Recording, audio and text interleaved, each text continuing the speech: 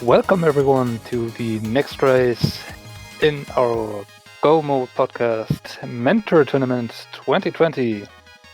Today we have the race between Antissim, mentored by Koi, versus Kyradesu, mentored by Worldwide Wimpy. In the commentary booth is for you Rail and Tank here, that's me, and on my side we have Style Setter. Hello guys, I'm really excited for this match. Yep, and we will get to see an Ambrosia seed, as all of the first round matches will be this mode, which means we will play in standard mode with a short sword. The uncle will give us a boots hint, and all dungeon bosses will have an item, or maybe more specifically will have no dungeon items. That means no compass, no map, and no keys. Yeah? Yeah. Yes, this mode is quite interesting for us because there's always, about each dungeon that at least one item is at the boss. So there's some it's random as any other settings you could have. And we will see how our runners will be getting through all of this, and maybe get to see where the mentors can help with advice, as routing Ambrosia seeds can sometimes be very, very weird because of it. So to the mentor tournament, both of our runners are assisted by a more experienced player, in a voice chat who's giving them a seat and therefore make better decisions. This should be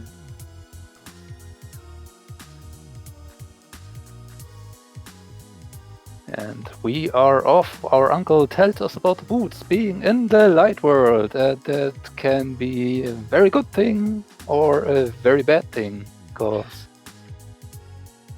light world has many good spots, but there are some light world locations that are very, very terrible to get to. So our runners have found the lamp in the chest in the uncle house, so unfortunately we won't see any dark room action from our runners this seed, but I think they're pretty relieved that they found the lamp this early. Yeah. Can we really say that we can be disappointed with that early lamp?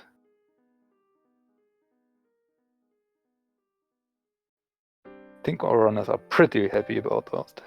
And so in the beginning of the seed, they're out for one thing. Do they find a bomb in the Hyrule Castle? Do you care to explain how they will find a bomb here, Raylan?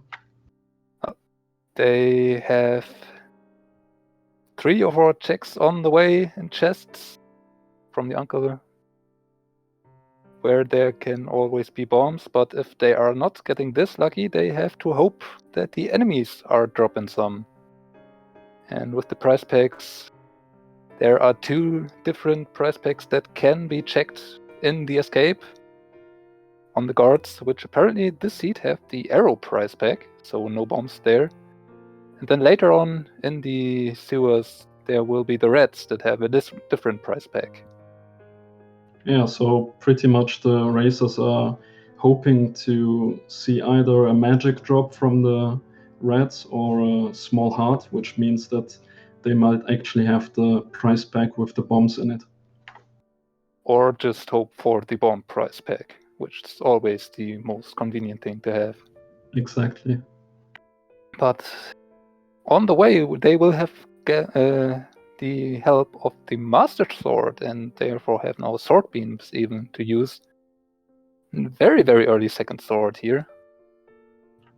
Yeah, so might this be actually a small hint that we have an Aga seed here? What do you think? Well, the pyramid item is already in logic, so chances are that it actually is, but we have still many, many checks to do before we can say so for sure. And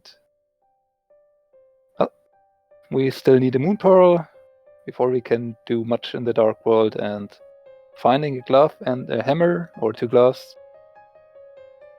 can still happen.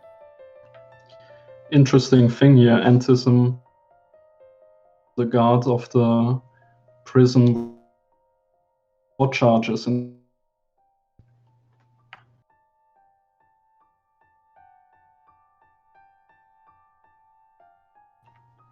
would you say it's generally faster using the pots or the sword charges? With Master Sword, I think the sword spins are actually faster, but if you only have Fighter Sword and you're not well trained in the slashing, using the pots is always a very nice, very safe strategy to just throw it. So if you do not have trained it to do it with only sword slashing, grab the pots. It's not too much of a time loss. Yeah, I think using the pots actually does some tempered sword damage, doesn't it? That it does. And I believe I heard somewhere that fast strategy with Fighter Sword only is actually to grab a pot and then do 4 slashes. So now we see Antissim actually making his way into the sewer. So I expect him to farm a couple of reds to see whether he will find the bombs here. I wonder if he is that knowledgeable about it, as he did kill a few more gods than he might have had to, and also this snakes will have the same price pack as the guard, so they will only drop arrows. But yeah. But Kyradesu isn't. She's entered the snake room as well already. Yeah. And Antissim farming those reds and getting the bomb price pack. That's what she want to see. 3 reds dropping bombs already. Next drop from the reds will be a 4 bomb drop. So maybe grab one more if you can. You're really relieved to find the bombs here, because this means you don't have to go back to the sewers later, which could mean a time loss for you, especially if your opponent has in the sewers, but you haven't. Yeah. But in this race, both of runners have found the bombs on the reds. See what we get out of it. Blue So mare. now, Nothing more. I think now the question is, where are the boots? The runner who will have the advantage. I think with many checks, probably Kakariko will be the first stop of both of our runners and should search for those boots. Or maybe the second one after getting to the Lost Woods, as they are kinda on the way. But yep, now we head off into the world, getting 100 more rupees, so we can already pay off the bottle vendor.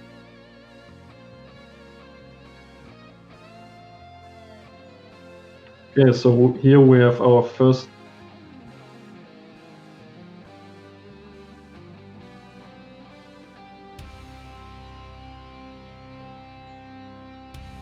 crystals are, and was pretty fast. I believe all 3 crystals are in the light world. Is that right?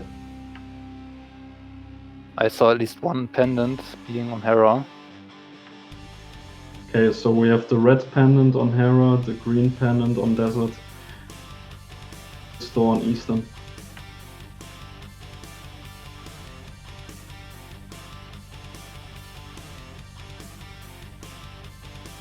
So this definitely makes Hera less attractive, because we only have 2 items we can find there, but yeah, an interesting play out of check, because if they get the green pendant, they can check the item on the old man.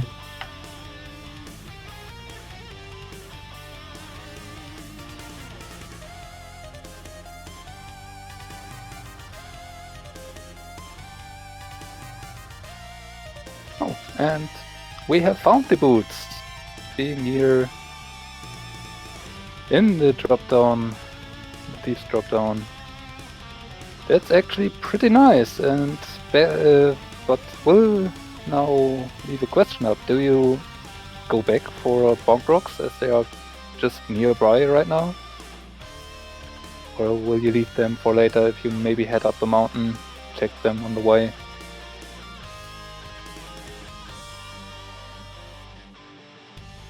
It's like both of our runners headed for Kakariko first. Not instantly rushing over for the bonk rocks.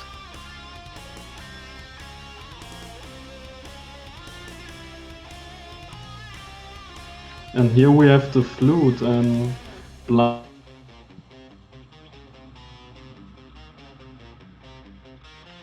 This means we have really quick access to many overworld locations in the light world, because we can flute everywhere now.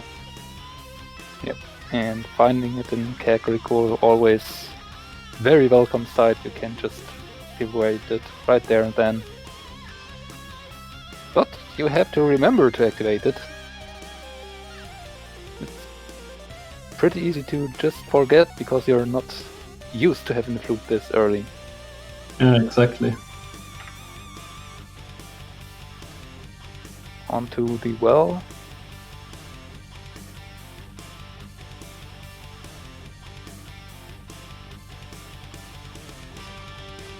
And here we have the hammer. This could mean that we might have Dark World access soon if we find the Moon Pearl and another glove. You mean that pearl? Oh wow. Loaded Kakariko. Yeah, this is a pretty loaded seed, but front-loaded seeds, especially in Ambrosia, like to be very, very mean in the end. So let's see if this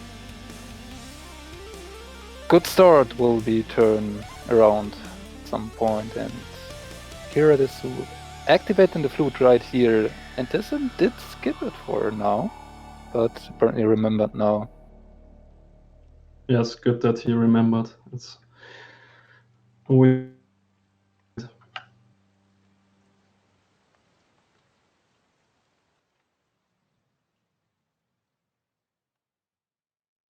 And this is maybe one of the situations where it's pretty convenient to have a mentor with you that can just say, didn't you forget something?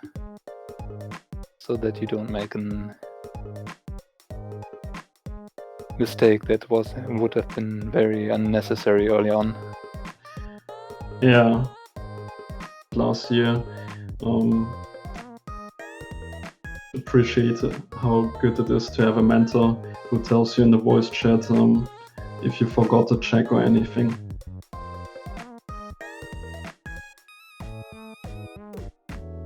And we are done with Kyradesu, and our runners have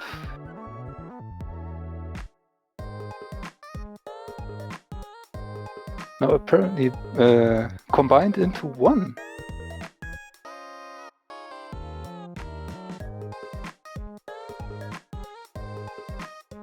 Yeah, blind race check and now flying off. Yeah, it's so convenient having the flute this early. You can just fly, check the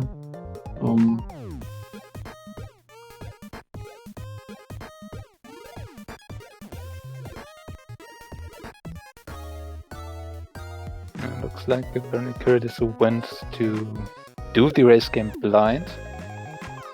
Is now a little bit, or has now a little bit more money in the pocket, but are really doing the race game for. But that's a Cane of Samaria. So, do you think the seed is telling us to go early into Misery Maya because we have the flute and?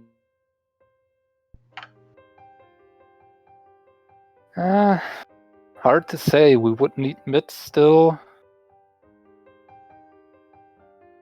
And with the hammer, our gloves would already give us Dark World access, which means we have quite a bit more to do.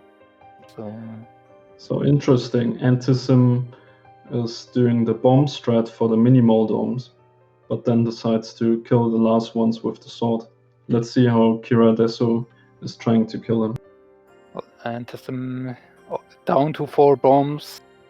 Maybe didn't feel confident in nailing the kills on the mini moldorms with them, and yeah, looks like Kyradesu opts for the sword beams, which I personally like to do myself on if I have the option to, because you have a way easier time than throwing bombs there.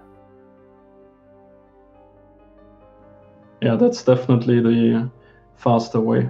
Also, you are really sad if you get hit by a crab outside of the cave and can't use the sword beams anymore, right?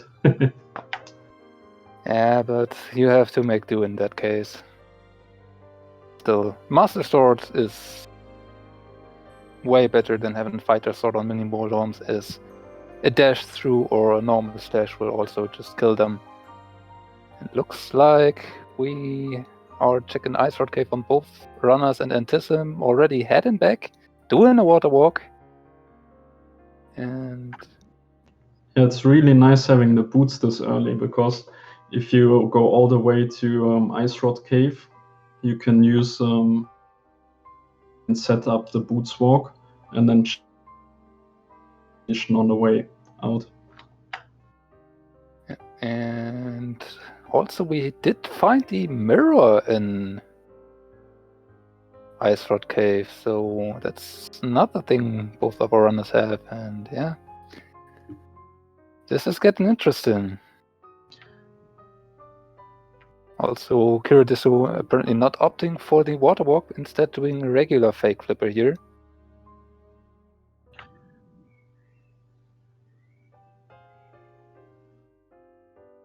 So not doing the boots setup for the water loses Kyradesu a bit of time, but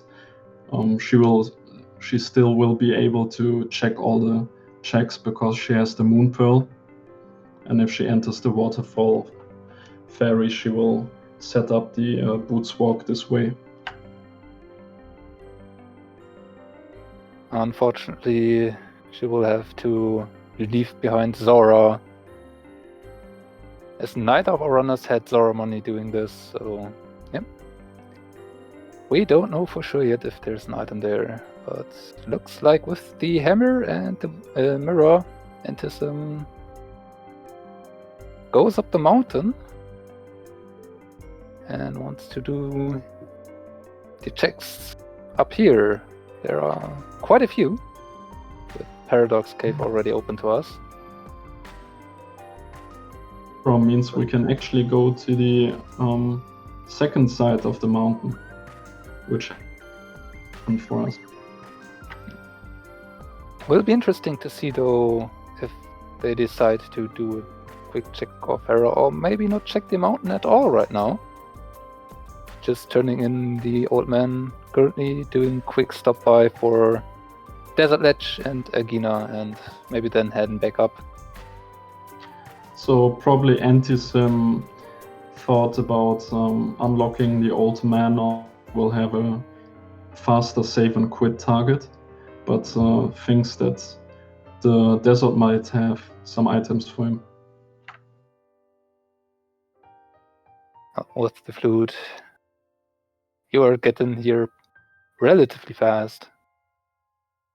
And does the save and quit out of Agina here to continue on the mountain right now. So really like to see either a bow so they can check Eastern Palace, or definitely find only Dark World access. Well, what's also certainly nice to find would be the flippers, probably, because there was a sword on Zora Ledge. So getting through that tempered sword early on is a very good thing. Having a tempered sword for most boss fights makes them comparatively easy.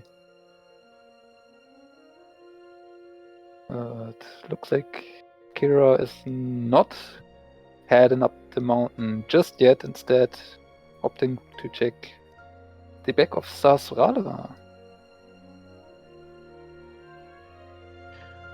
So that's interesting, because if Kira decides to go inside Eastern, the bow yet. So this might mean they have to come back to the Eastern area to finish it off. I mean, at this point, I can't really imagine someone going for Eastern right here, but looks like Kira actually wants to. Now in Ambrosia with a guaranteed item on the boss. This is always play that's not as attractive, because you know for sure that you will have to leave one item behind if you do not get a bow here in Eastern. And with the mountain open currently, you have other options, so yeah, so this is Kira, risky here. She's really hoping to find a bow and 2 chests that she is. Let's see what she will find. Oh. On the other side, Antissim going up to Hera, picked up a bottle in Spectacle Rock and did a quick Dark World map check. Apparently we have Skull Woods as our last pendant, and Misery Maya is our second, no, is one of our red pendants, yeah, crystals. alongside the Palace of Darkness.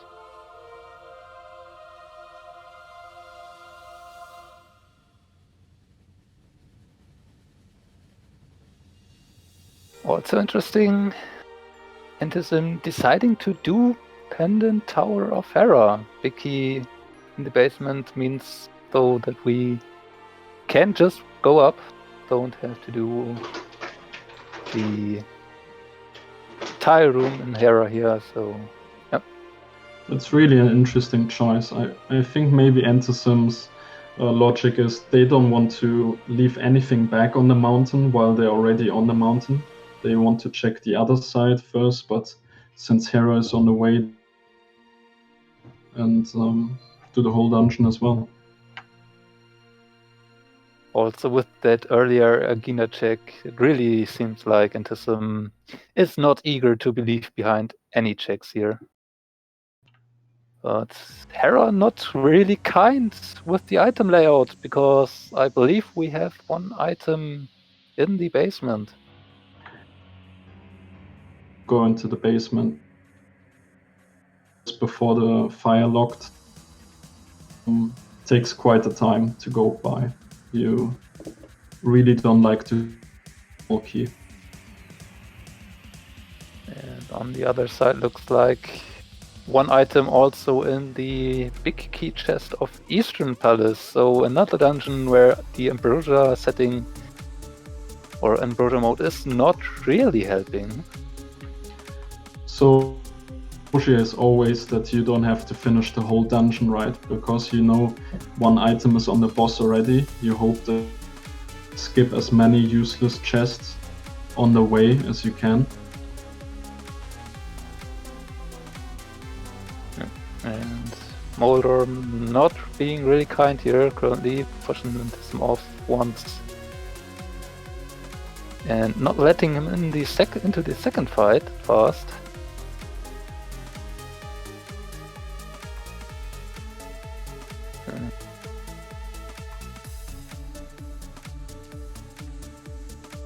In the meantime, Kira is having some trouble. Igor there. It's actually pretty annoying to kill. It dies to a Tempered Sword Slash or Master Sword Spin, but you have to land that. And boom. That is an interesting fight. That is a really, really interesting find, because with that lamp, that powder's in logic, and with the hammer we can already check it.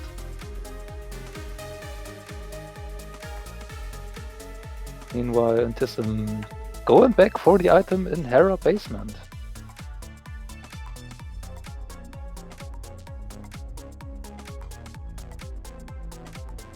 So here Antissim is using the fact that if you when they come up, that you frames and you can't get hit by the tiles anymore. The small break to breathe. Collect his thoughts.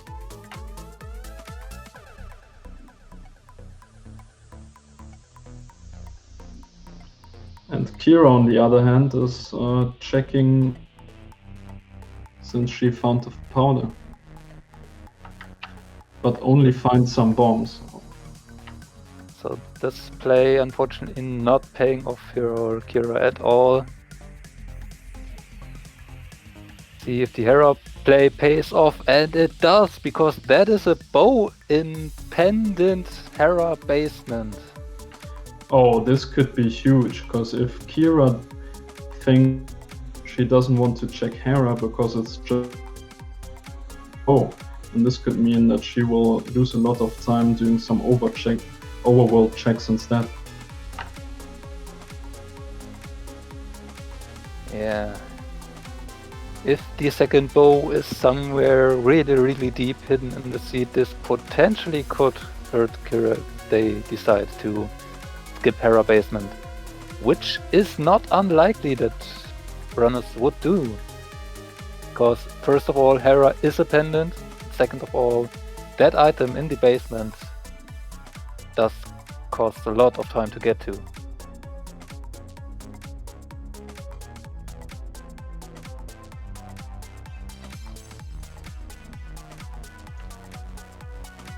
Kira still not heading up the mountain just yet. Decided to do a lumberjack check right now.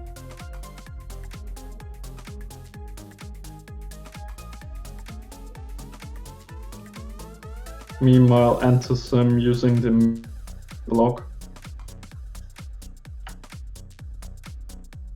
Bongrok's also not paying off for Kira here.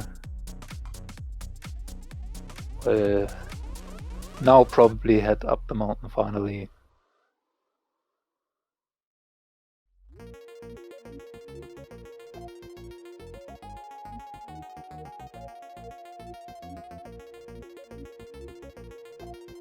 Turning in the old man as Antissim is checking out Paradox Cave. So here, I believe he will go to the eastern area next. Oh, and that play to the Hera basement did not pay off as much as Antissim maybe would have liked, because he just finds silvers in Paradox Cave. So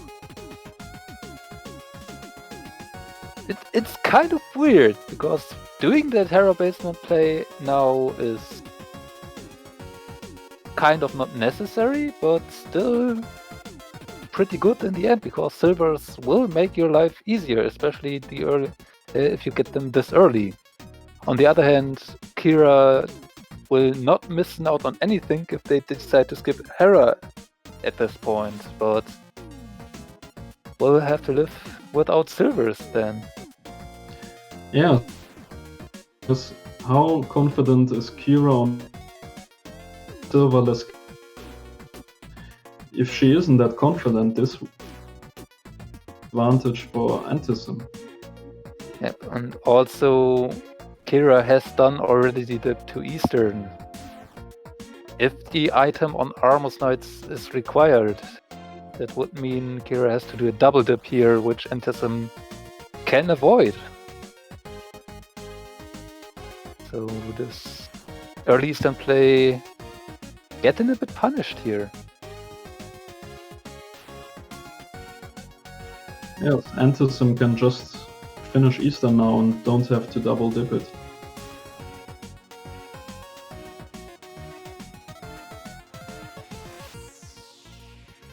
So I wonder if Kira actually might think about doing Aga after all, since we still do not have Dark World access. Kira won't find it here on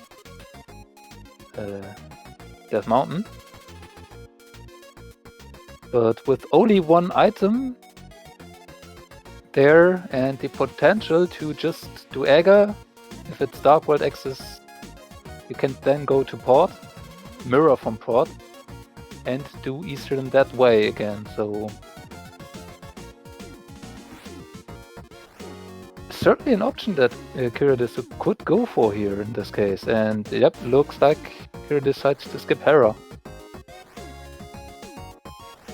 But that being greed pendant and only having 2 items, one of which might as well be locked out because you can't get up, or without can't get up without the doing the basement at least. I'm not really surprised here.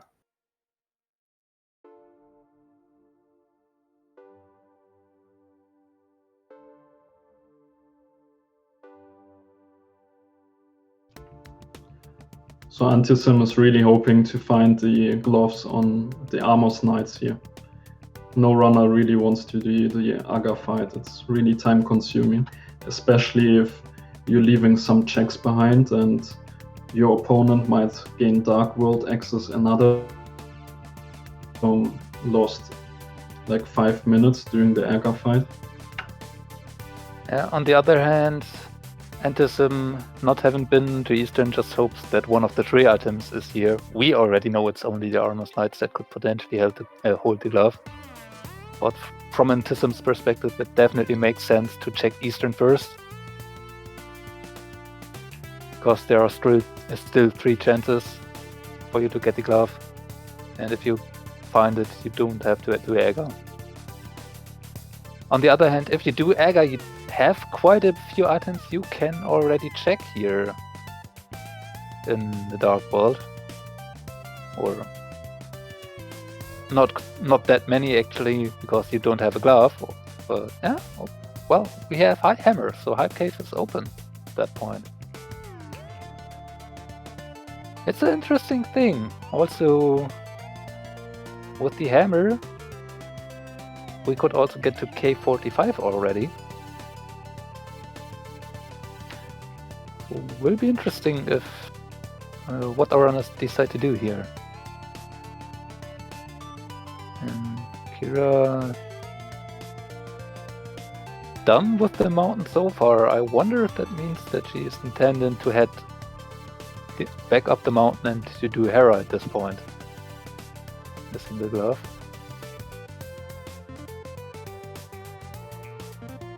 Eastern might not look that attractive to. There's just one item left for her, but of course it's Crystal Dungeon, so she has to do it anyways.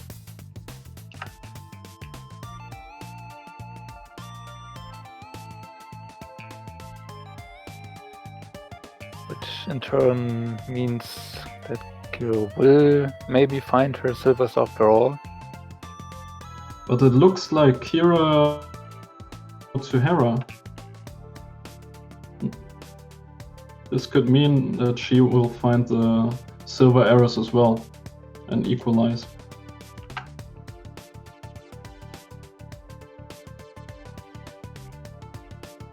But the Eastern plate definitely not the thing we were supposed to do. Just 3 bombs on the Armor's Knights, and I believe we have exhausted all logical light world checks at this point.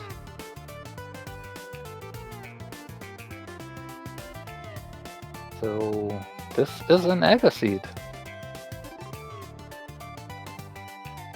Oh, no, not yet. We have one more to do. Right, we have found that bottle.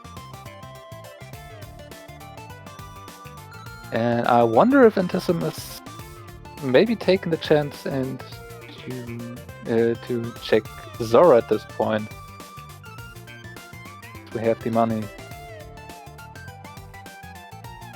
But it's really unlikely that Zora gives us Dark World access, right? Because it's not in logic yet.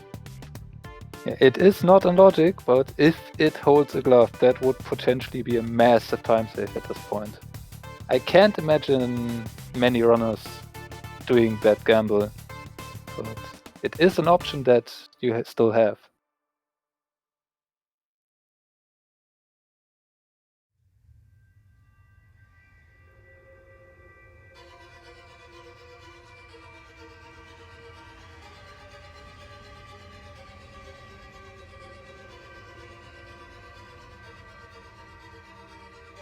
So what will it be? Flute to 4? Flute to 4. This means Agatine.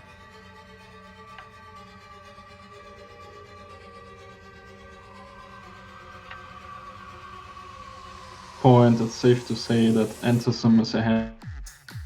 Kyra decides to and find a glove there. Oh, and unfortunately Kyra gets pushed into the middle hole in the boss fight. That means going And a to double floor fall down as here. well.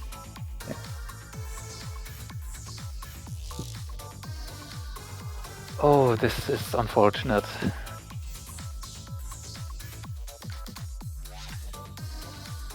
The fact that he has the silver arrows already and guards with 1 shot each. Yep, early silver arrows really help for some rooms, especially if you're not that familiar with the good setups for some of the rooms. So now that Kyra has beaten Moldom, we will see whether she takes the gamble to go to the fire-locked room, or whether she skips it and misses out on the silver arrows. Well, at this point, if you decided to go back to Hera and you only found the 1 item, think you would go back, because if you would skip out on the basement after all in this situation, then why go back up to Hera at all? Then you could have just done whatever you would have done after it and gamble on both items in Hera, not just one. So Kira is Sumaria Aura Bomb. Hit the switch there and get some breathing room in the tower room.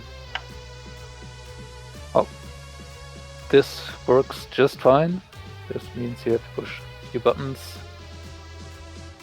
And some people don't really like to do nothing at all in these few seconds. They prefer to just have something to do.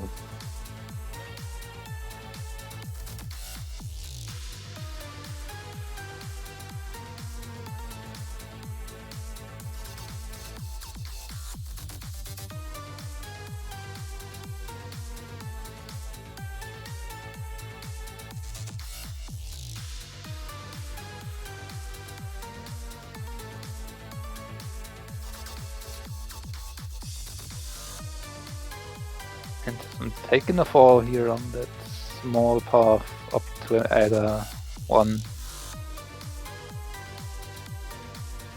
Certainly happened to most of us at some point, because moving this way and dodging the guards might look easy, but it's unfortunate or surprisingly finicky sometimes.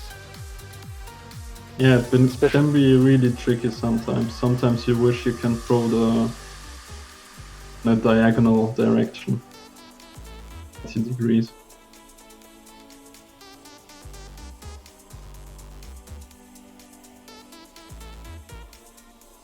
And Kira doing that trip to Egina now with the flute. Perfectly reasonable. You don't want to skip the glove here. I think it's soon decision time. Going back to Eastern for that one item, or just saying, if it's Aga, it's Aga. I'd rather do it now.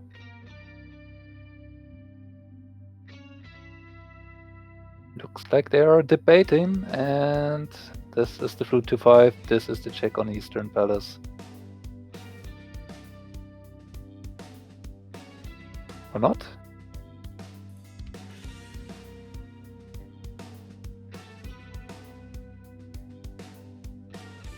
Wait. Is Kira thinking they collected the green pen? Oh, we have no... Right, we have no glove. What am I thinking about?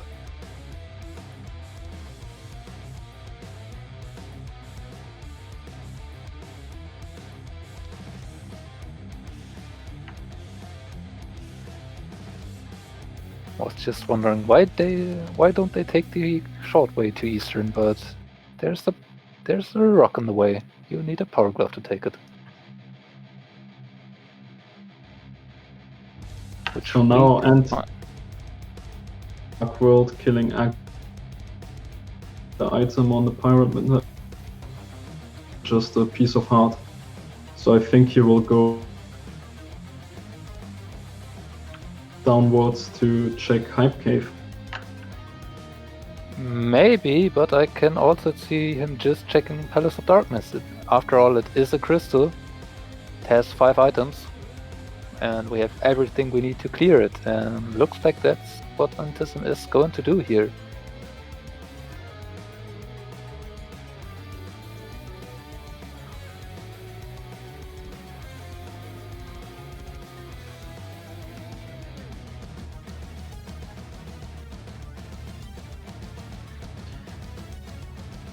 So Antissim is probably hoping to find a hook shot or a second glove.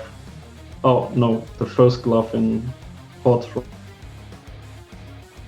Well, they're probably hoping to find something, but even if they don't, they are clearing a crystal or a crystal dungeon, and a red crystal at that. So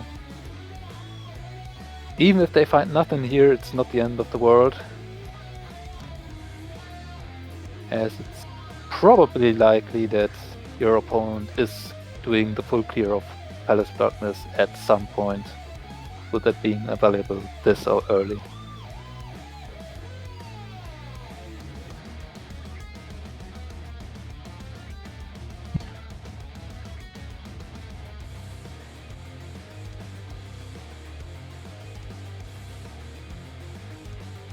So let's see whether Antissim knows his pot key logic, because this can be quite tricky sometimes. If you get it right, you can skip a couple of chests, otherwise you will lose time. So what we're looking for here in the front of Palace of Darkness, there are 6 chests, and there have to be at least 4 small keys in those. So if you get 2 non-small keys, you know everything else, or every other chest has to be a small key here, which most of the time leads you to skip the vanilla big key chest. And with the big key already found, if we find an item, a map, or a compass here on the right side, we know that the vanilla, or we could know that the vanilla big key chest only has a small key, and therefore just skip it. Also, with the big key already found, I wonder if Antissim decides to do Helma's King first at this point.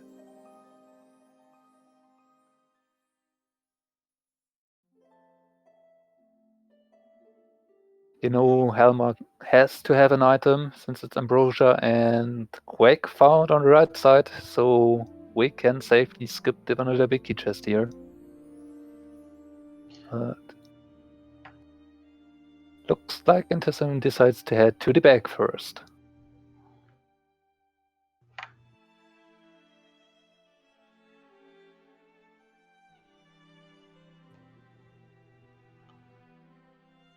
So and to the back first for doing Helmasaur.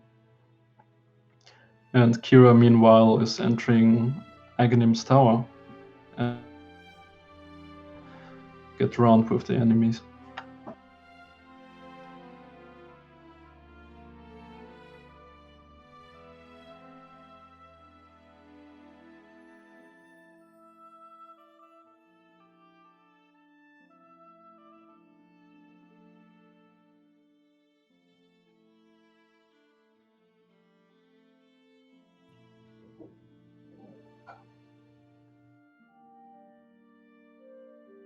Antissim here down in the rupee basement of Pod gets 2 more small keys here in the back, so Harmless Hellway will have in check.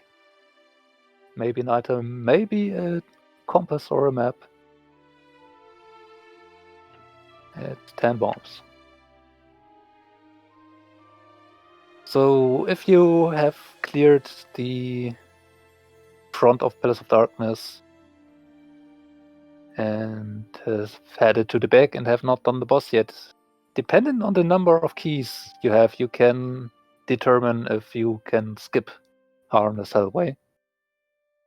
Because if you only have 2 small keys, then you need those for the Dark Maze at the boss. The last one then will be in Harmless Hellway. If you get the last one, putting you up to 3, Harmless Hellway will have an additional check for you to do. So here he only finds a cape. This might mean that he has 2 more checks.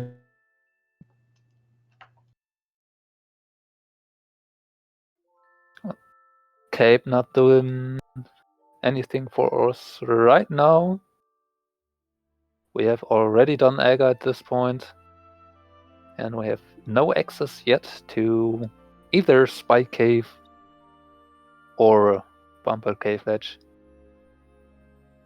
Or in the case of Spike Cave, while we have access, we cannot get to the item without a glove, which people sometimes do forget about.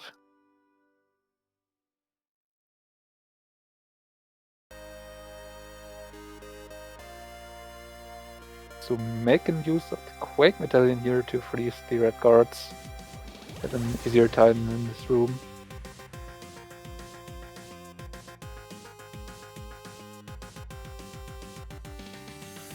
If you have them available, medallions are always a good option to make your life a bit easier. If you're not confident in just doing the rooms with your sword. Can certainly help. Also, having the medallions, have to search for them later if you need to go to Misery Mire or Turtle Rock. Be annoying to search for them.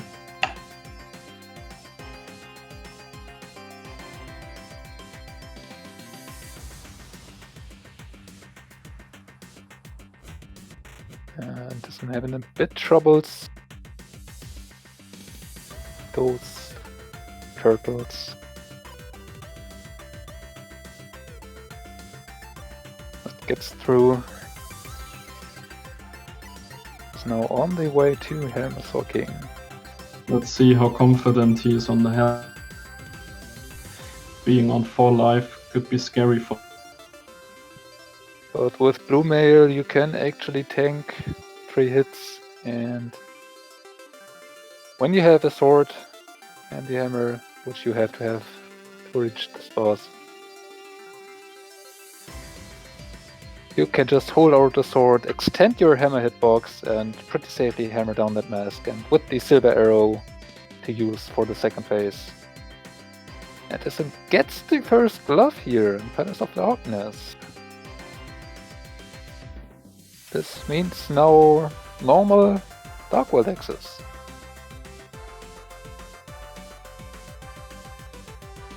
So it did pay off for him to go to Palace of Darkness first.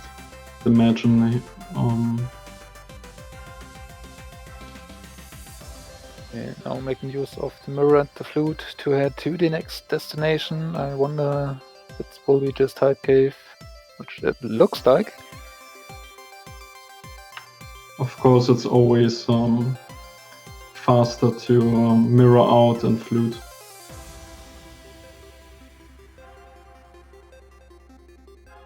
Other option would have been to just head over to Calgary, take the portal, and go to Village Outcast, do Thieves Town, and maybe do the loop to the south.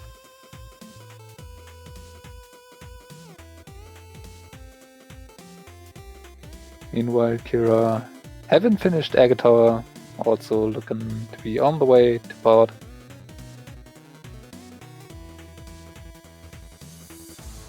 We'll get that glove soonish. Yes, Antissim just got the blue cane and another bottle out of Hype Cave here. So nothing that's immediately helpful.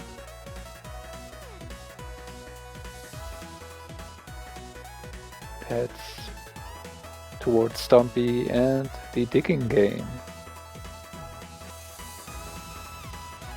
Yeah, a second is for Antissim, because then he can enter the Village of Outcasts instead of there.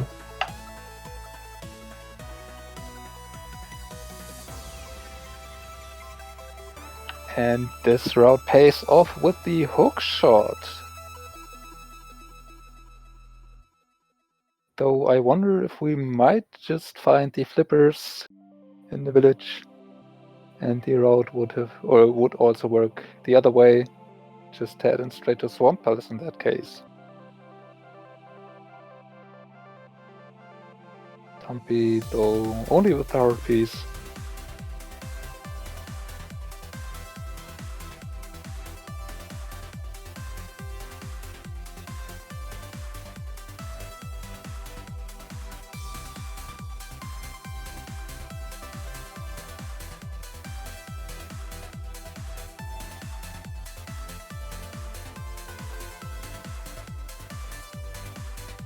So let's see how many digs we have to do today. That looks like 10 for 20 rupees.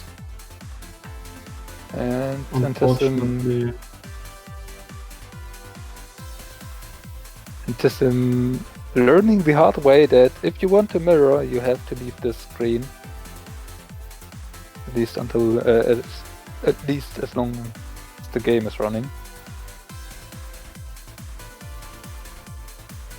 And is now heading towards Village of Outcasts.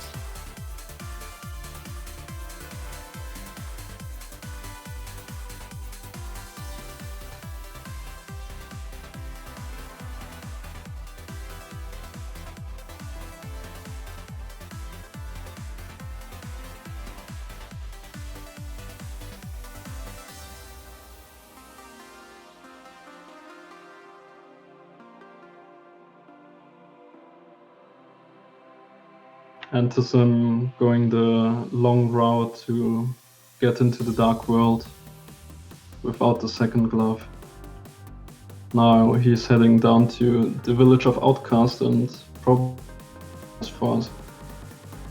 Yeah, the way he routed it makes perfectly sense to do so. You have already done the south checks.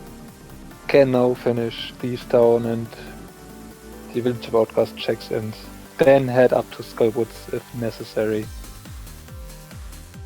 Which in Ambrosia is always a play that you are not really eager to make without the Fire Rod, as you know one item is certainly locked behind that.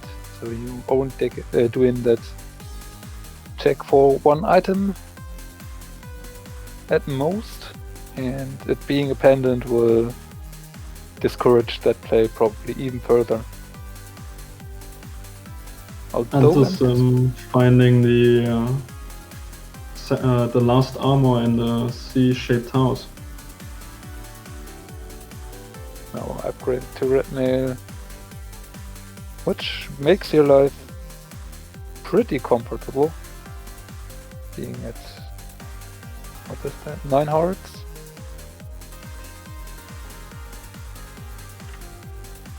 Yeah, I think Antissim is really comfortable now because he has so many defensive items. All the armors, he has the cape as well. This is a really nice position to be in. For sure. And also haven't found half magic.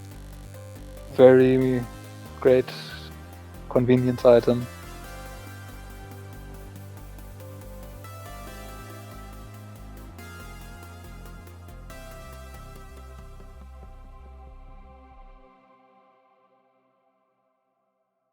On the other hand, looks like Kyradesu decided to check the back of Palace of Darkness with an hammer jump.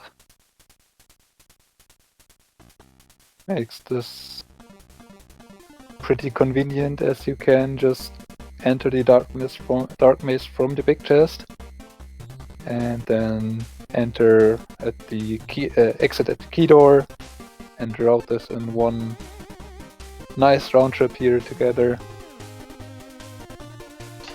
Doing the hammer jump is quite impressive at this stage of the tournament. I wonder if she and her mentor were practicing it beforehand. They're definitely a nice thing to know, although it's not really that necessary in the normal mode since you have access to all the keys. But the hammer jump becomes pretty useful, especially in key sanity modes, as it allows you to skip a small key to get to the dark maze.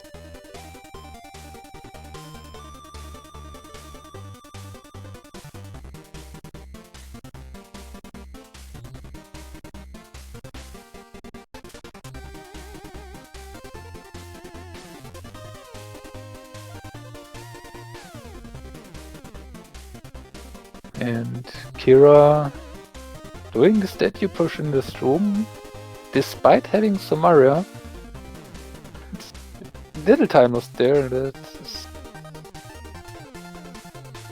easy to forget sometimes that you have the Samaria because you're so used to pushing that block.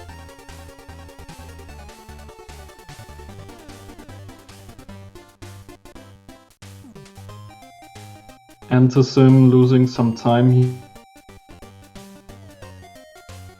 to just go to the maid through. and ignore the enemies.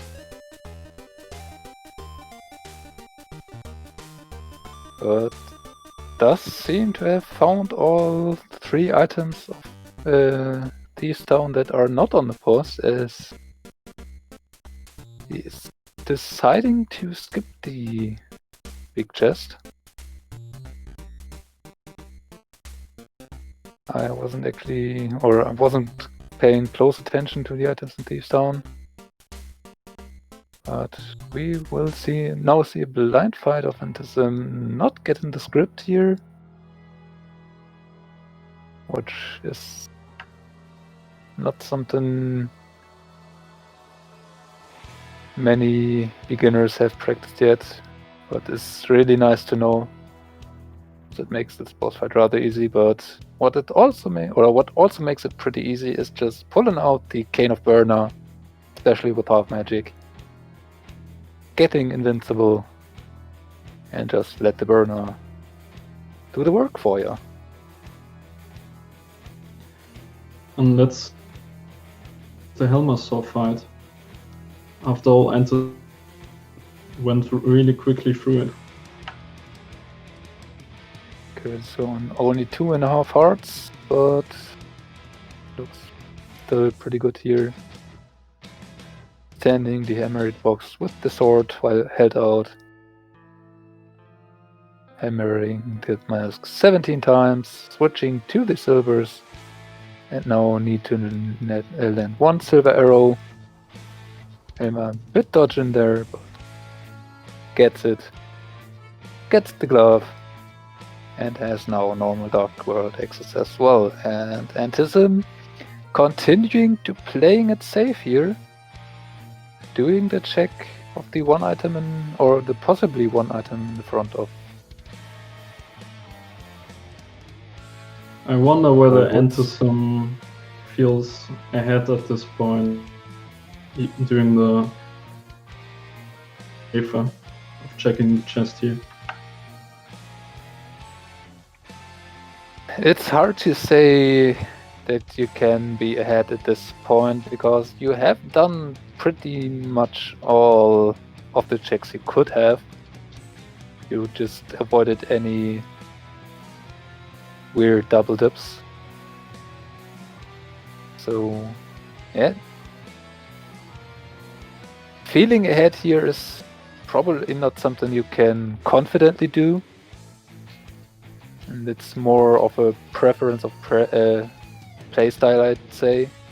Just say, nah, I don't want to leave anything behind here, even if it is just one item independent dungeon.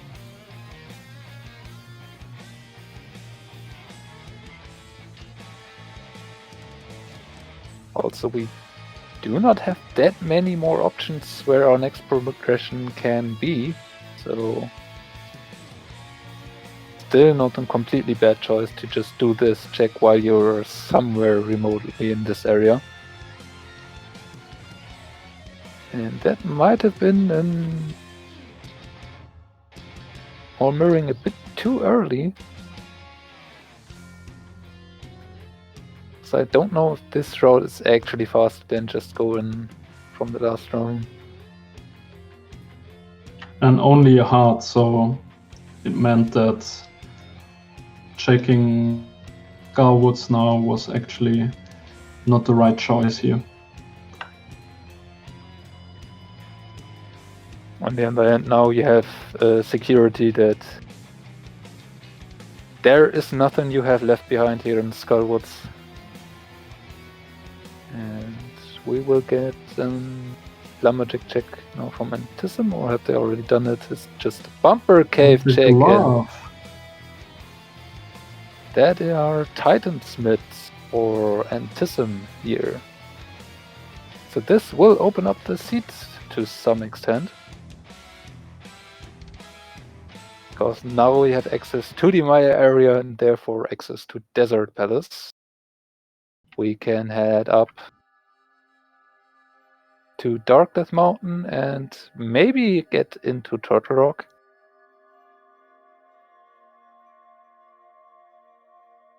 And we would probably like to get into Ice Palace or Swamp Palace, but we do not have flippers, and for Ice Palace we don't even have a way to get past the freezer in the first room. Of course, Antissim is still missing the fire rod and the ice rod, so and going to Turtle Rock might mean he because he hasn't found those two items to finish the dungeon.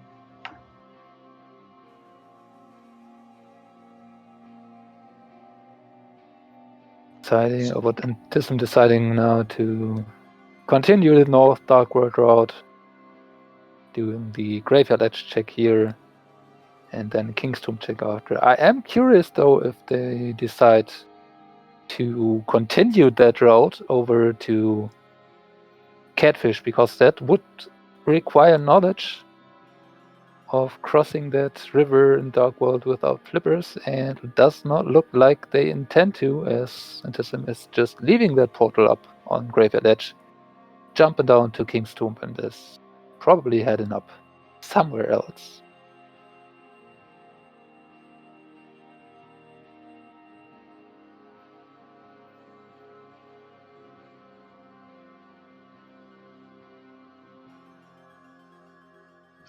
So it seemed like opted to go to the Maya area because probably that he can clear and find some more useful items and go up to the mountain afterwards. And we have already access to Misery Maya, which means we can clear it out and get access to our Pyramid Ferry that way. So it will be interesting to see if Antissim actually decides to do it. We have Silver Arrows for Vitreous, so the boss fight of the dungeon shouldn't pose too much of a problem. Of course, if he finds the flippers here, this might mean that he will go to Swamp Palace first before going up to the mountain.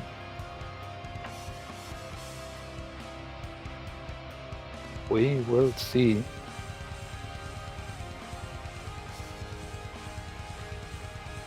Kyra, currently in Thieves Town, will be getting crystal here.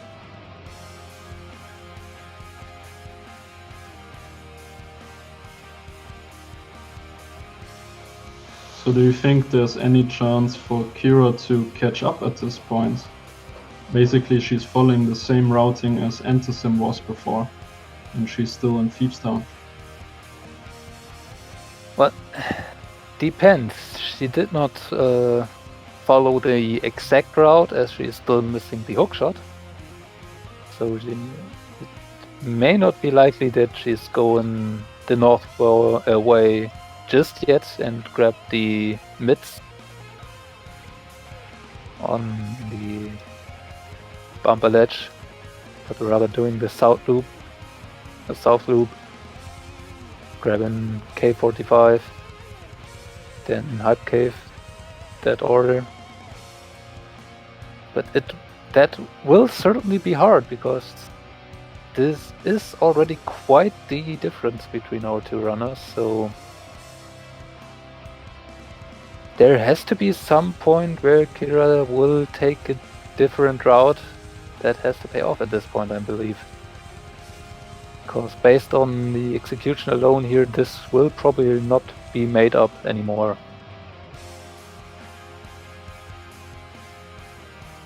Though with Turtle Rock access still unknown and both rods yet to be found, there is plenty of options. And the flippers also have to be located at some point. So this is far from being decided here. Maybe Kyra will opt to go to the mountain first. Yeah. Maybe she'll find some in a different direction. Well, she will have to get to those mids first, which is not guaranteed to be that fast.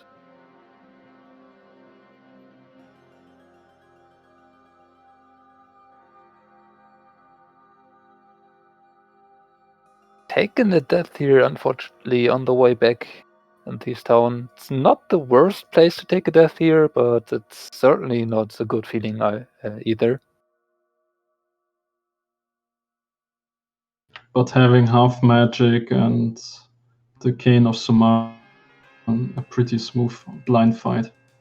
So as long as she survives the way there, she should be fine. And now getting a bit lost, trying to get to the back a bit faster.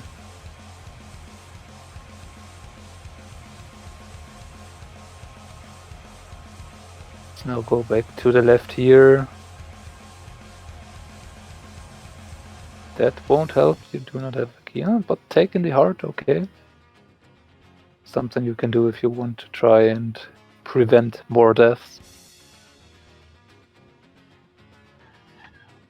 Antissim, unfortunately, having to do the whole fight only with the lamp instead of rod. Fortunately, didn't pay attention if that play to the cutscene chest is actually necessary or if it's just a decision that was made by Antissim to do here. Because there is key logic in Misery Maya that can tell you if you have to do the cutscene chest or not. But with the map being here, that check did not have to be made. I believe Antissim didn't check the chest in the middle room. He just went after the top chest downwards. And now we see if he would have gone here first, he would have found the big to do the cutscene chest. Yeah. Most of the runners tend to try and avoid the cutscene chest for as long as they can, or as long as they reasonably can. But that also means that sometimes if you do it first and it's needed, you can make up a bit of time that way.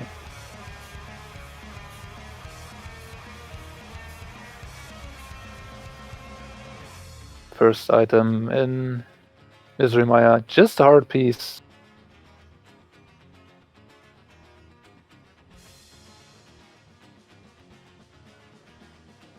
So this would have favored people that prefer to check right side before they have to do cutscene chest. Kira, Cane of Burner.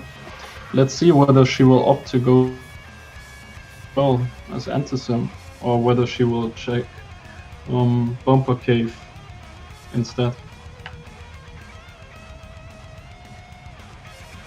And checking Bumper Cave right now and getting the mids might actually hurt Kira in this position here pretty bad, because then you don't really have a need to go back the south loop currently, which would in turn lead to leaving behind that hook shot, which you probably would like to have for the Death Mountain.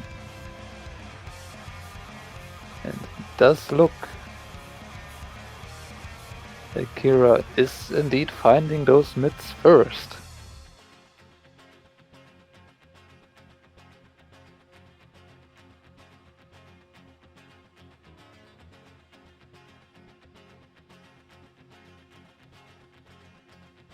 Antissim making his way to the boss full arrows means he will have a hard time with it at all, because all the eyes will die through one shot of the.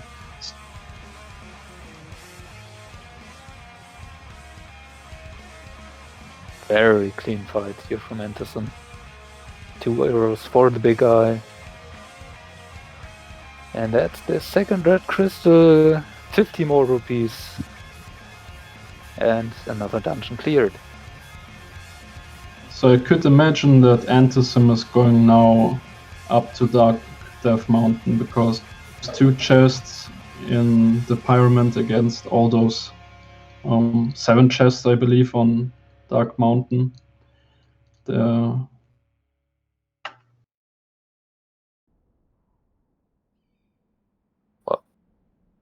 There are 6 yet unknown chests on Darkness Mountain because we had the option to check out Floating Island earlier, which has no needed item. And yeah, there is still Spy Cave, but that one was open even without those myths. And is not a check that everyone always wants to make. On the other hand,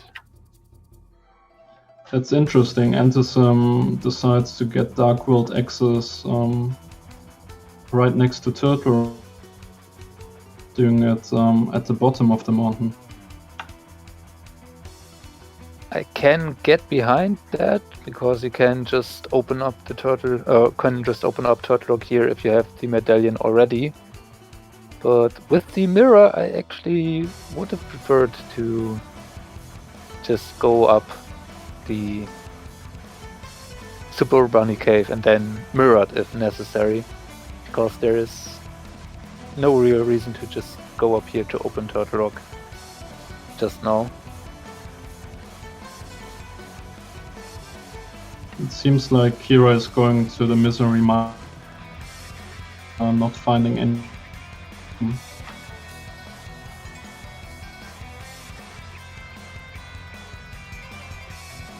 Yeah. I'll probably opt to clear Misery Maya as well. Probably not going to check out Desert Palace at that point.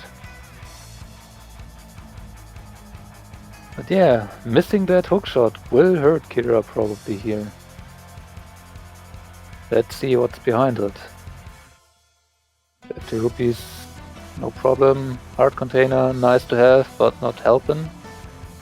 And another 50 rupees, so no problem just yet.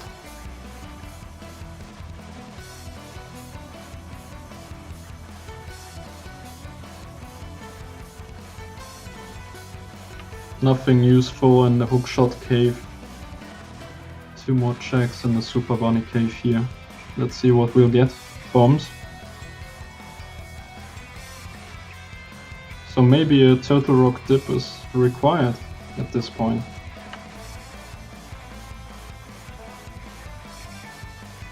Yeah, it's possible and looks like Antissim is going for. On the other hand, we have still Spy Cave open, we have the Smith chain now open to us, so we have still other options. Zora is a possibility, the Red Bomb can be done. So we might be locked out of Turtle Rock here pretty soon. Let's see what our first chest has to say. And Kira, meanwhile, is taking the trip to Desert Palace. Finding only the map means we have to, because without the fire rod we can't torches, and therefore we can't access the 2 chests that will have a small key for us to further advance. And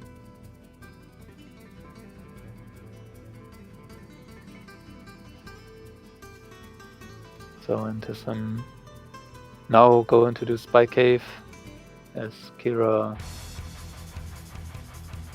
does check the big chest for the first item of Desert Palace.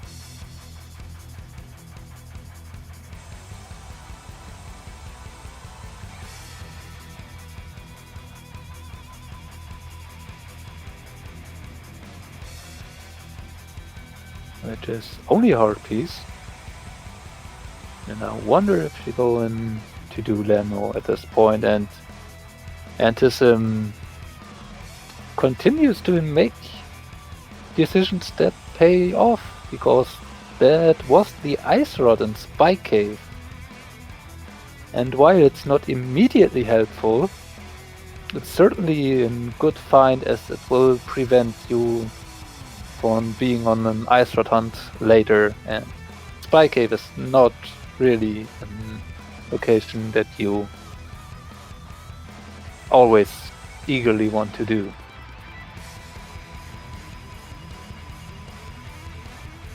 So overall, good find here for Antissim. Antissim will probably most likely do the Smith chain now. This will give him 3 more. Doing one of the blacksmiths, doing the hammer packs, and then bringing away the Gary's lunchbox.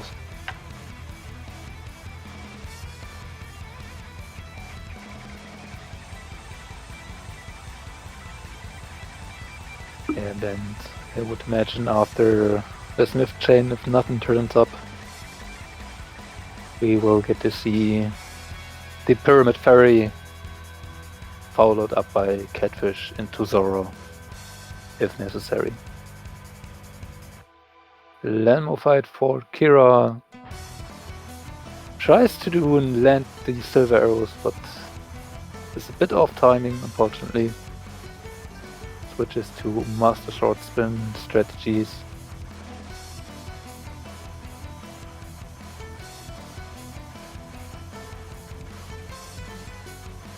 So if Kira finds something on Lanmo or through the green pendant that Antissim hasn't collected, this could be quite interesting. So if the Flipper's the boss, this race might still be...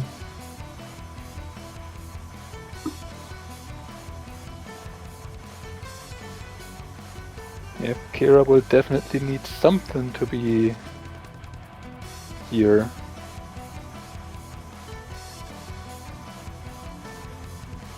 But if it were to be the Flippers, I wonder how bad that actually would be for Antissim, as he might be locked out pretty soon. If that were the case. But only 10 arrows on Lanmo, so the green pendant has to have the item for Kira. And 10 arrows for Antissim. Still not finding another item of progression.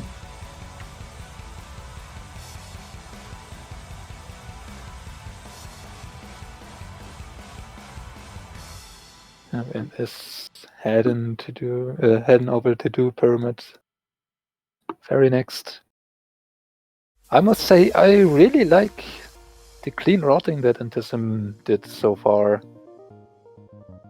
And it's worked out the most of the time, so yeah, doing a pretty good job here. Let's see whether he remembers to mirror and hate to place the ball. It does look like it.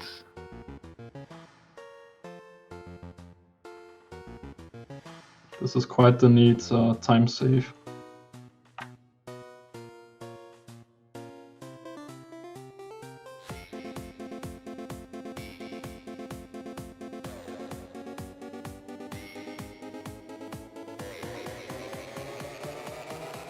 If there's nothing on Pyramid Ferry, this pretty much means Antissim has to do the Zora area back, or to Desert, right?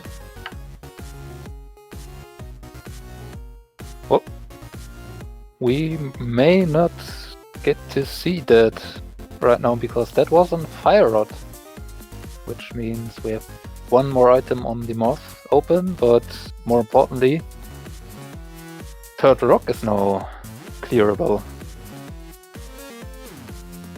Also, we could have access to Ice Palace, but Ice Palace at this point cannot hold on to anything we would want, as we would need Flippers for the dungeon to be in logic, and Flippers are the only thing that is missing.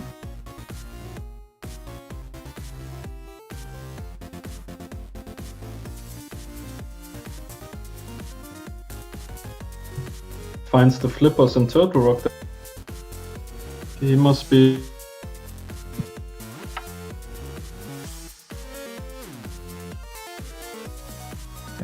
And is heading straight to Turtle Rock. And I cannot blame him for that. 5 items in the dungeon itself, 1 more item in Mimic Cave.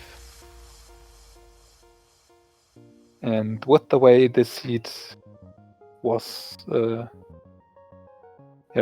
handed out the items so far, it's quite likely for the flippers to be in Turtle Rock.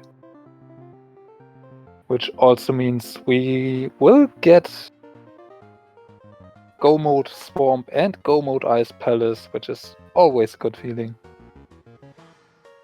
To know you do not have to check any of the chests in the dungeon, you can just rush straight to the boss.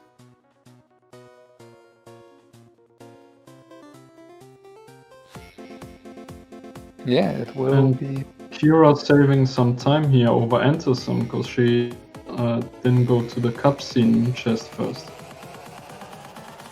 Yep. That's the bit more traditional routing here.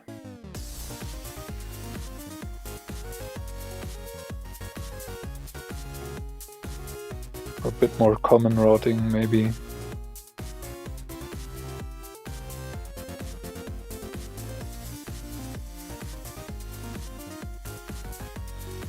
We'll get the item here in the big chest. But you cannot just walk, catch that falling bridge. You have to actually make use of your boots to be fast enough. Or use the hook. And have the hook shot. Now it comes back to bite her, right? A little bit here.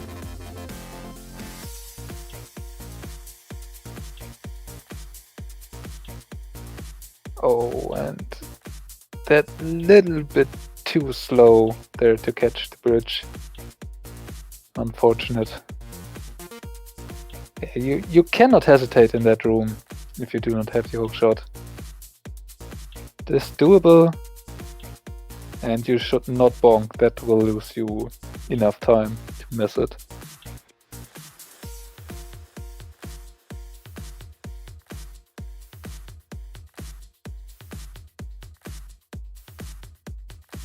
Can't you just bonk into the wall and then fly over the space? Nope.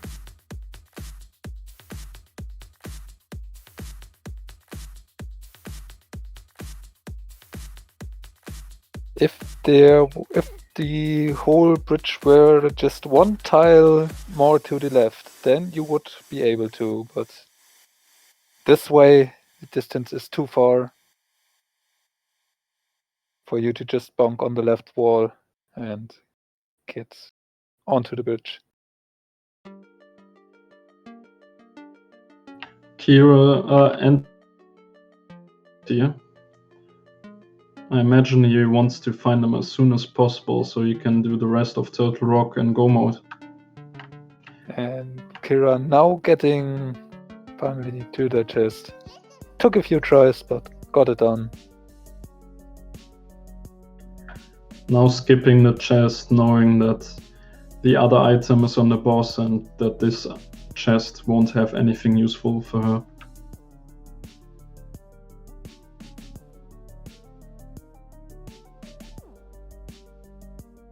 Meanwhile, Antissim still on Flipper's hunt. Didn't get them in the big key chest.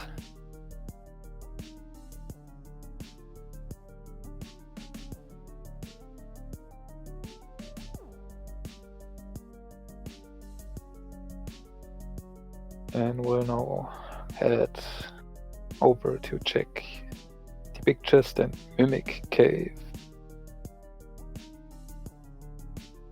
The laser bridge could still pose quite a problem for Antissim if he doesn't know how to navigate through it and if the item there, right? Well, Antissim has not only half magic but cape and cane of burner, so even if they would not know the laser skips without items, they have all the options to just pull out an invincibility item, skip the lasers altogether, and make that check rather easy. And Mimic Cave only with the heart piece, not paying off today.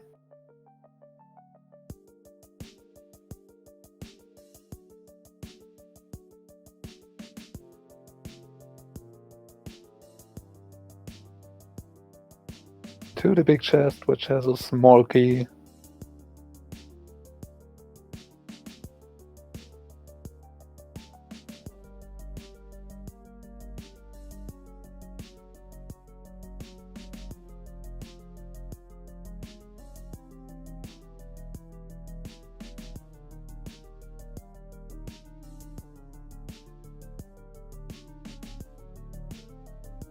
And here we have our fire source for...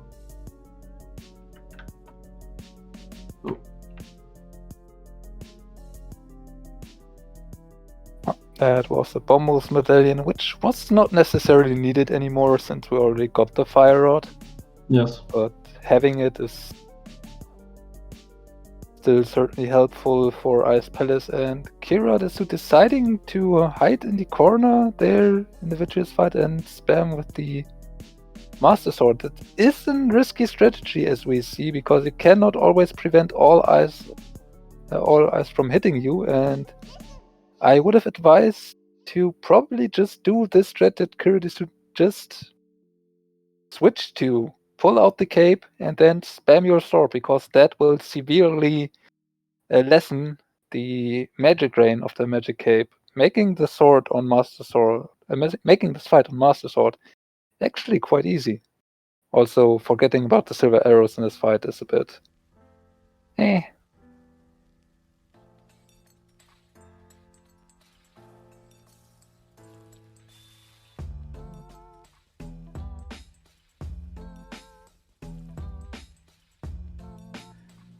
Laser Bridge having in fact no item for us. At least no useful item for us. So we'll see what Trinix has in store for us.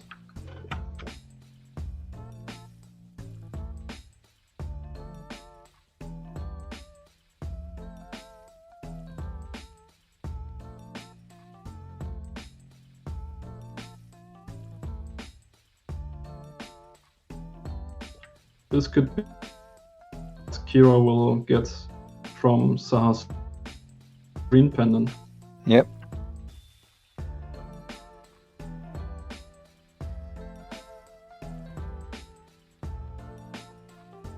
Antissim trying hammer Trinix. The hammer hitbox is something you have to get used to, but certainly it's certainly a good thing to be able to do this boss fight with the hammer, as the hammer does tempered sword damage.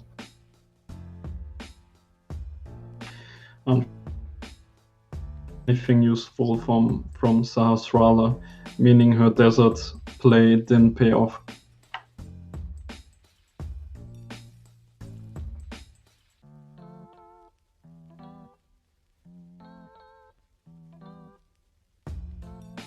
And now Antissim spamming the fire rod to shoot down the ice head. Did miss though on few shots and is using a blue potion.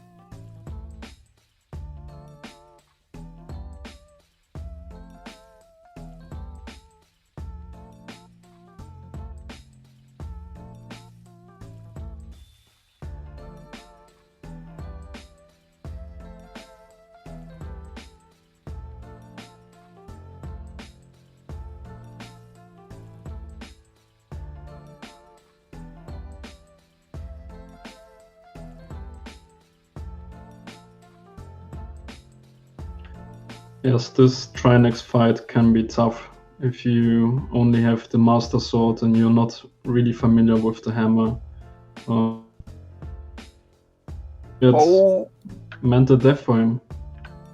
Antissim taken an unfortunate death here. I believe he has taken the safety door, so it won't hurt him too much, but still burned through a blue potion and then didn't quite manage to get that second phase down. That is really unfortunate. And that can affect a runner's mentality here. So it's now pretty important for Antissim to not lose focus too much here. Just have to say, okay, was a mistake, can happen. has to put it behind you and move on. This means he will do the hammer strategy because enough mana to shoot enough rod shots.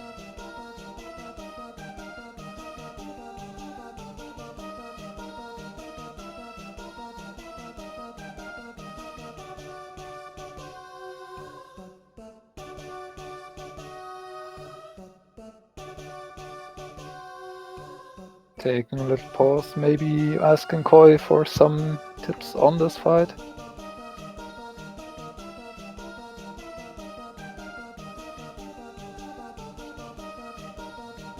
So you need 5 hits from the hammer, am I right? Yep. Ideally, you if would want to get... Go ahead. So if you shoot him with the fire rod, you would want to get 3 hits on the head. It certainly depends on how many rod hits you land on the heads, how many hammer hits you actually need. Because the ice rod and fire rod shots will still damage the respective head. Yeah, Antissim apparently not too well versed in the hammer fight just yet. Does take another death, and this is now the point where you really have to be careful not to tilt too hard. And Kira finally finds the hook shot.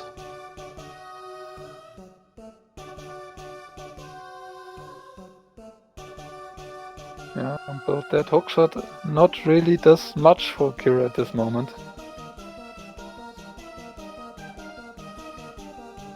Although I'm not really, or didn't really pay attention if Kira did decide to head up the mountain just yet. So maybe that's what she is going to do now with the hookshot.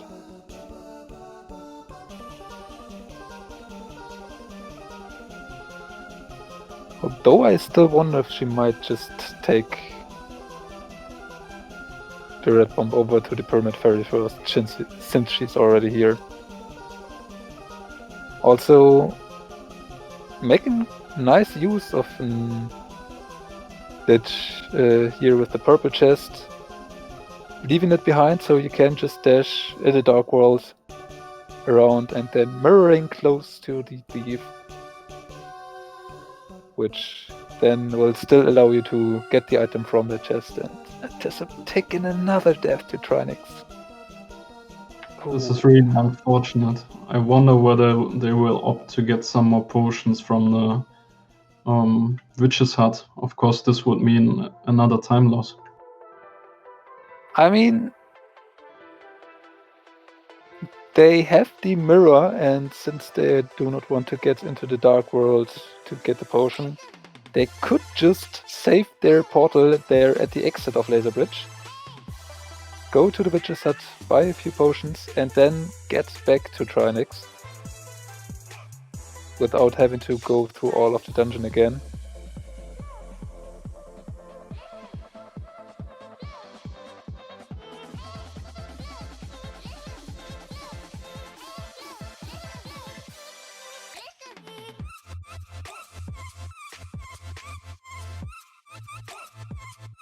Kira now also up on the mountain. Probably make a Sybil play to Antissim. Oh, dead rocking. Always annoying if that happens.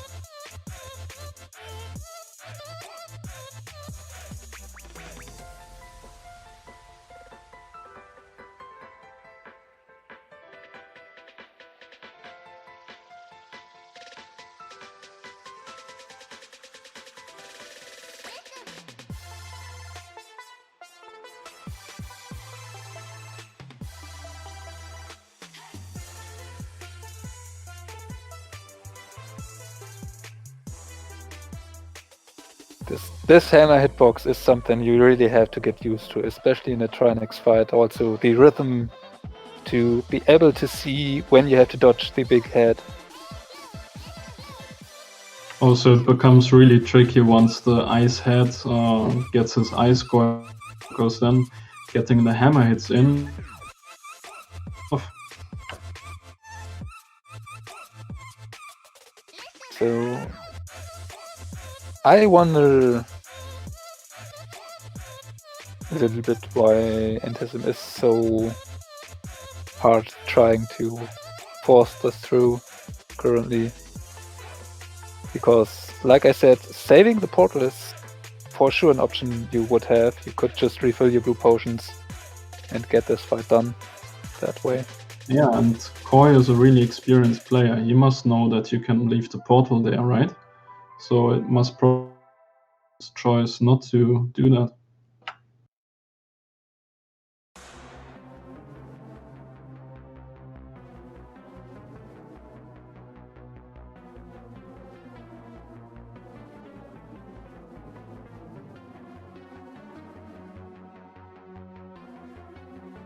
It looks like Antissim is maybe trying to menu buffer here a bit.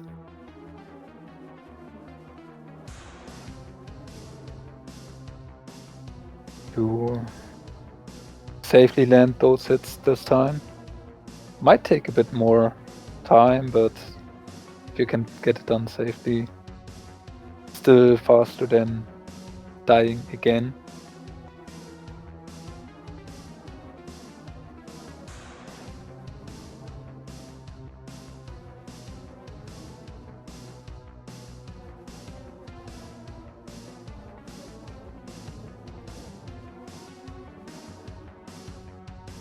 Yep, and Kira also will open up Turtle Rock for the first chest here. We'll see. Nope, just a map. Can't get through here right now. And I hope Kira will then decide to check Spy Cave. Find that ice rod. We'll then probably head over to take in the red bomb, go to the Pyramid Ferry to grab that fire rod. And we might actually see Kira make up all this time she was behind currently. I wonder what Antissim's mental game is right now, because times to a boss can be really tough on you, because you know that you're time over your opponent, and takes as well.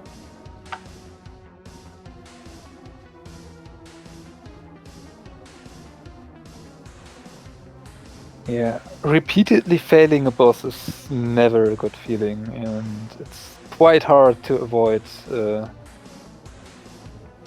not letting that affect you. Or it's quite hard to avoid letting that affect you. So would certainly be an option for Antissim to maybe just take a breath, just just take a pause for 10-15 seconds, get your focus back, or like we said earlier, maybe just bite the bullet here, mirror out, loot to the potion shop, grab potions, come back here, finish this fight. And it also is still an option to just head back over to Catfish and Zora. Both those checks can still have the flippers that are still needed. They don't have necessarily to be here on Trinex. Also, going up there would Temper Sword. You But will get the flippers beforehand, right? if you get the flippers beforehand. You also could still check Zora without losing your portal up on Turtle Rock.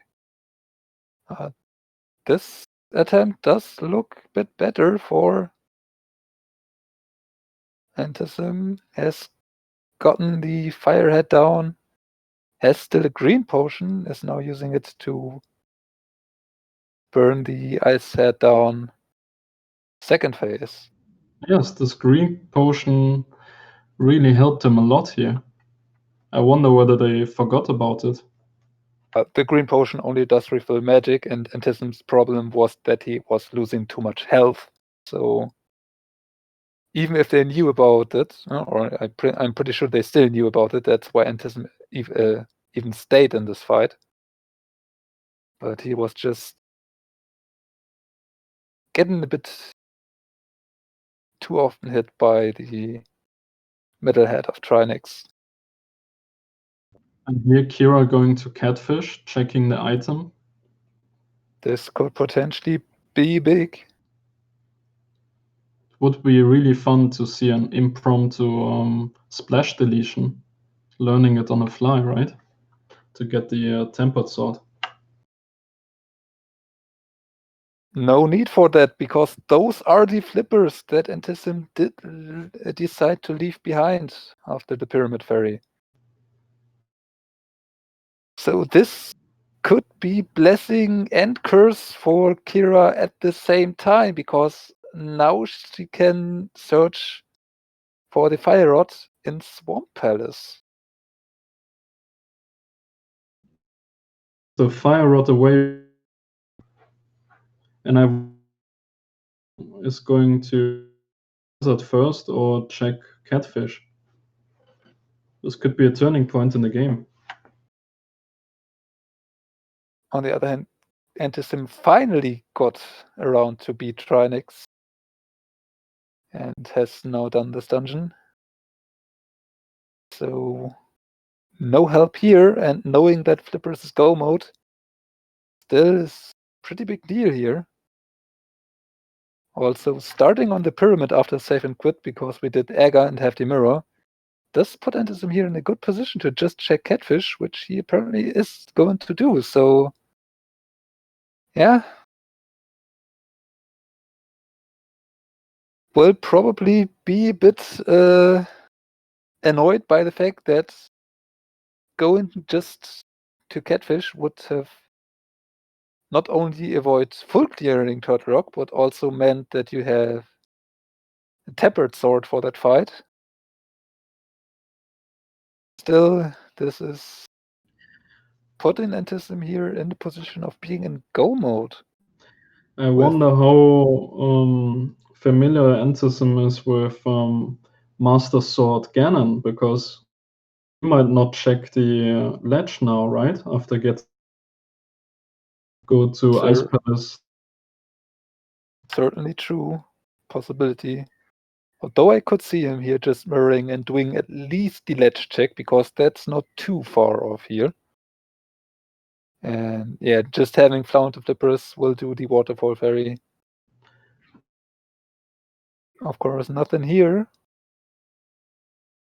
This would have been a good opportunity to refill his potions, right? He is out of potions and could have thrown one into the fairy fountain. But maybe they're feeling a bit behind now because of the Trinix fight. Well, if you want to refill potions with the flute, you could just go to the Waterfall Ferry, to the potion shop. So not necessary to just throw it in there, because you don't know what kind of potion you will get there. And yeah, Antissim did decide to do Zora and Zora Ledge check. Did spot the sword, and as now with the tapered sword, a prime position to finish this race here in first place, because Kyradesu still looking for that Fire Rod, heads to Swamp Palace, which we know does not have it.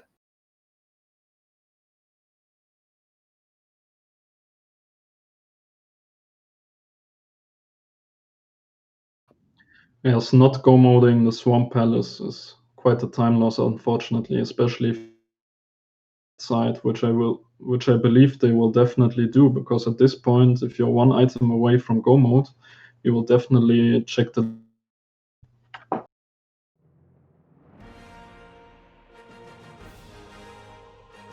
I wonder, this can be a point where the Mantro will actually have quite a big influence on how and why they decide to do certain checks here, because I don't think it's that guaranteed that everyone would do left side swamp here in this point.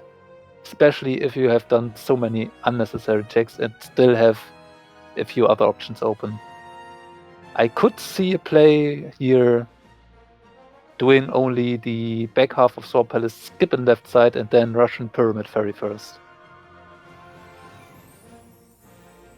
But that would be more likely to be a play if you did not check Catfish and Zora yet, and Kyradesu haven't checked Catfish already. Yeah, will make that kind of routing a little bit less likely.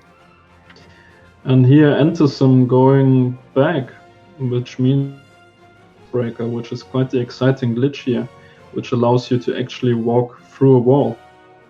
Let's see how he does it. Yep, one of the stronger glitches, especially if you have Ice Palace as a go mode. Oh. Wow, this Very was quite clean. fast. No buffers at all. He must have been practicing it quite a bit.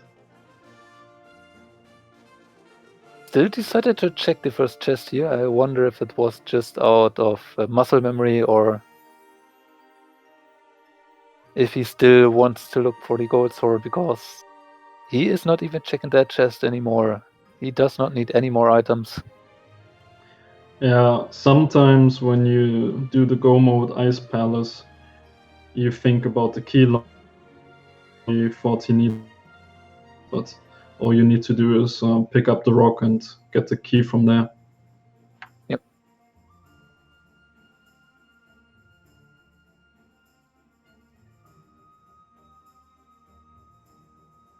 Meanwhile, Kira at the deciding point. Does look like the intention is here to head to the back of Swamp Palace first. Which, being one item from go mode, is the more standard play here.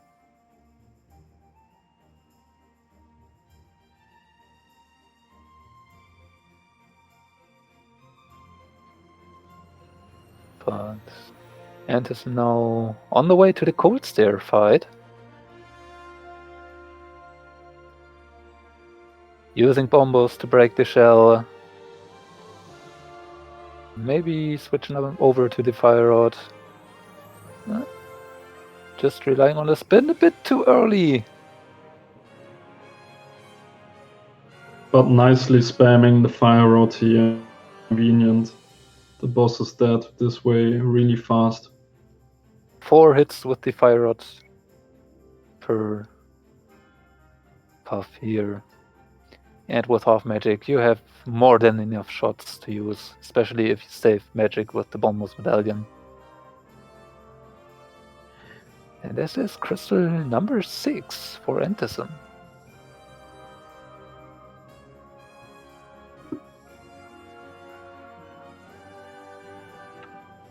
Kira's still not finding the Fire Rod. Probably hoping she will find it on the boss now. This will definitely mold their routing decisions afterwards.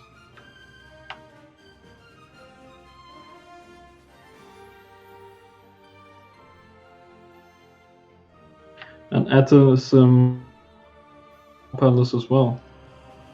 Let's see whether he will use the to finish it faster.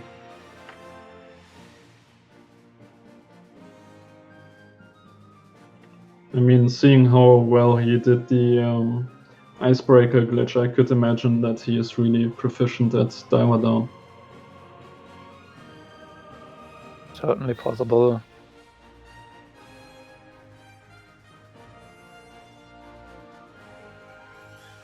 Of course, if you can't do the diver down within 2 attempts, it's not really a time save.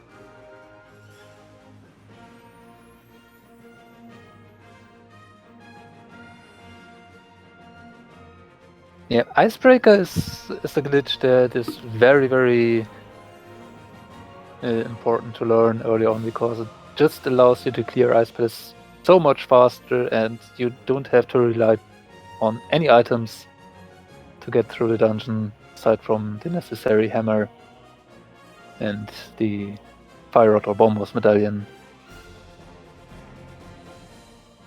Diver Down, on the other hand, that time save, while nice, is not quite as big. So if you're not that well trained in it, it's not a glitch that you has as high of a priority to learn. And well, Kira deciding to not skip out on the remaining items in Swamp Palace. With the big key in the back, now the big chest, and left side still 3 checks. Fortunately, big chest only with the map. Yes, now the left side check is even slower than the small key. And if she would have checked the left side faster, right? If you do it before killing the boss. if you do left side on your first trip into the dungeon, it is more efficient to do so. It will save you, I'd say, about 30 seconds or so compared to doing it after. On the other hand, if you only one item from Go mode, go into the bag is simply the better play in regard of item density or check density, because left side has only 2 possible checks for that cost you about 2 minutes or 1.5 minutes, maybe with a good diver down. So speaking of diver down, Antissim doing it really cleanly using the Cane of Samaria on his first try. no, but I certainly I'm not blaming for Kyradesu and Worldwide Wimpy to decide to do Swamp Palace back first in this position. It's generally the more, or is generally the play that is seen as the better one in that case.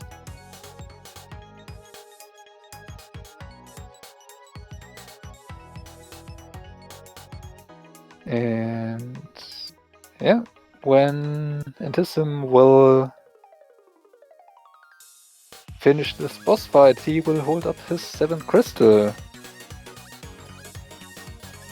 Which means there is a game that we like to play when we are watching Race of Rando here. Do you want to explain what that game contains? So everybody in chat, now the racer will search for the big key. He can get to the boss. So now we will all which chest the big key is in. So everybody in chat choose a number between 1 and 25, was it? 22. 22. And then we will see who gets the right chest where the big key was in. The game closes as soon as the racer goes inside Ganon's tower. So you'll have a bit of time to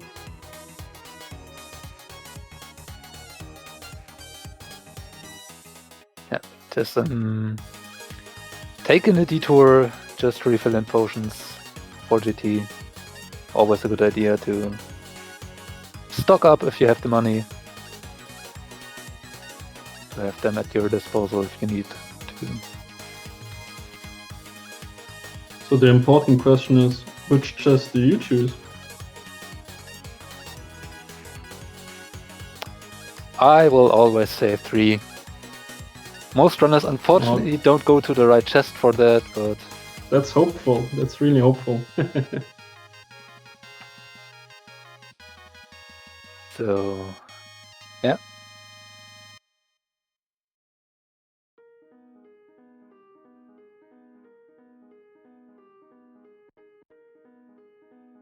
One day somebody will see the light, do the correct routing, and will be and it will pay off at that point. So I'm more of a realist. I think it might be in the randomizer room, which would be 14. Well, depends on what routing Antissim will choose. There are a few options, but we will see soon because Antissim is starting the crystal cutscene. Will be entering Ganon's tower soon. Meanwhile, Kira did find the fire rod at the Pyramid Ferry, has now to do Ice Palace, and then can head up to George Rock before going over to GT. But game is stopped, and Antissim decides to head to Hope Room first. Yeah, unfortunately, Kira has to do 2 dungeons, Ice Palace and Turtle Rock, before getting her 7th crystal and going to Ganon. And that is the number 2 with the big key.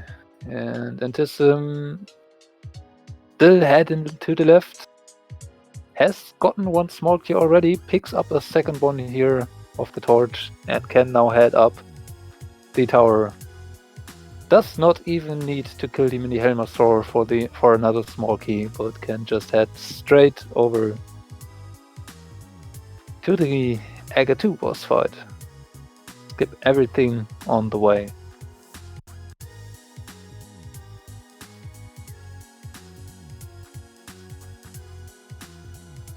So, but yeah, regarding our guessing game, nobody picked the number 2, but closest to the correct guess was Lilifan with the guess of the number 3. Unfortunately, a bit faster than myself. So the 14 points, in fact, go over to Lilifan. And is now apparently in the lead for the, or in the lead on first place of the leaderboard for the mentor tournament. So Antissim not going into the safety room. Do you know whether he has any potions yet? Well, he did restock just before heading over to GT, so he had at least 2, if not 3, blue potions to use.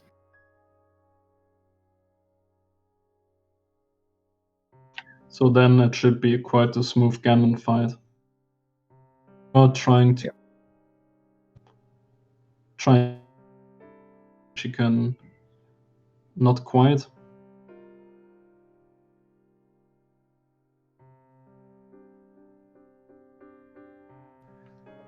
Unfortunately, this glitch requires you to move pixel perfectly, so it's quite a finicky trick trying to move just by 1 pixel instead of 2 pixels. Oh, and there she had the correct initial position, had clipped into the wall or that 1 pixel into the wall, but lost that position before placing the Sumara block. But gets it now, and now has to do 1 frame of movement to the left. Did not get it. No, it wasn't the right pixel.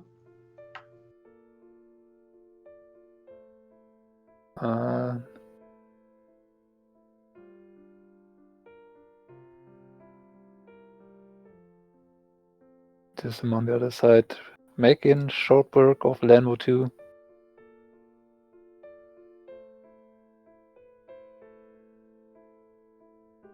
This looks better, and oh! He walked into the wrong direction. Was trying a bit too fast there. Moves back out of the wall, and I wonder whether it's the nerves at this point, because I've seen her practice it before the race and it looked quite good actually, so maybe she's... yeah, and gets it now, 3rd try, pretty cleanly. On the other side, Antissim making short work of gauntlet, got through the wizard room, missed hitting all 4 of the wizards in wizard 2 in one cycle. Still got 3 of them.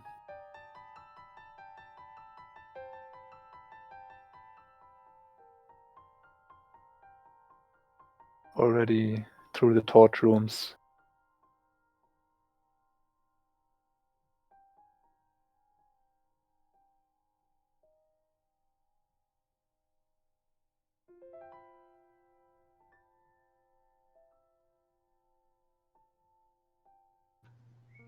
Antissim nicely bonking. Spike doesn't hit him while still aggroing.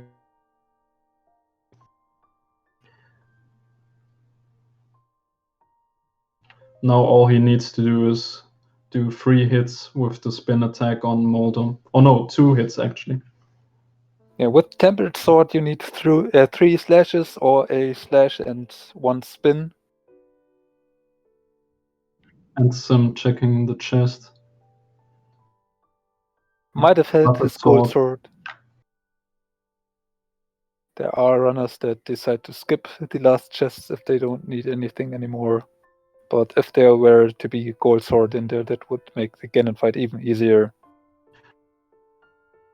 You don't. So if you're not comfortable with certain swords.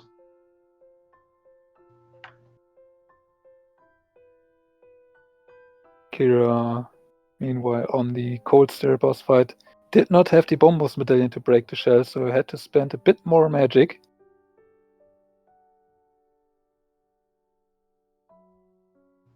And Antissim is already done, getting a double Aghanim. Kira using a blue potion to refill the magic, have an easier Cold Stare fight. Gets to their 6th crystal. Will only have to do third rock, but Antissim not only has done that, but is already into the Ganon fight. Now with Tempered Sword and Silvers, half magic, cape, lamp, 3 blue potions, red mail, 12 hearts. You have pretty much everything you would want. Aside from maybe the Butter Sword, but even that one is not really needed. Tempered Sword is good enough. So all Antissim has to do is not fall down and he will win this game. Yeah, gets the premium position to do spins up here. Needs to land 6 of them. Since they are double spins, 3 are enough to do in the top right corner. Second phase already done. 4 hits for phase 3. And then 4 silver arrows to win this race.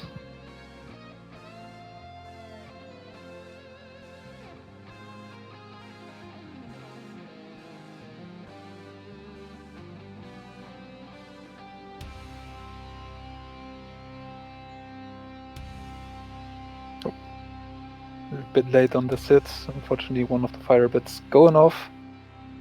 But Ganon then doing an extra teleport to get this next one hit in cleanly. Not getting the torch glitch here, but having the silver arrows, that's no big deal. And it actually might help him setting up and double here if he does not miss that first shot. 2 shots, 2 more to go for a win. Another double setup here, maybe he gets this one. He does. Ganon down. 1 more bridge to cross.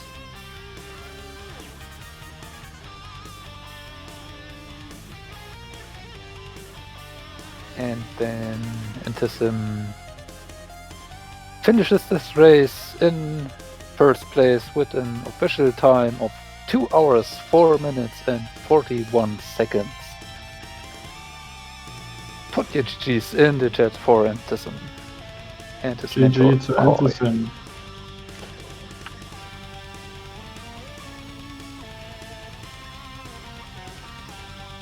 Meanwhile, we see Kira entering Turtle Rock.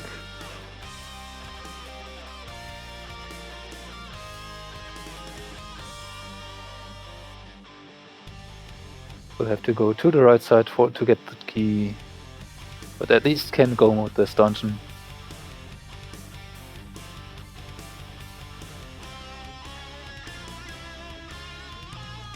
Let's see if we can get our winning runner and their mentor maybe for an interview here.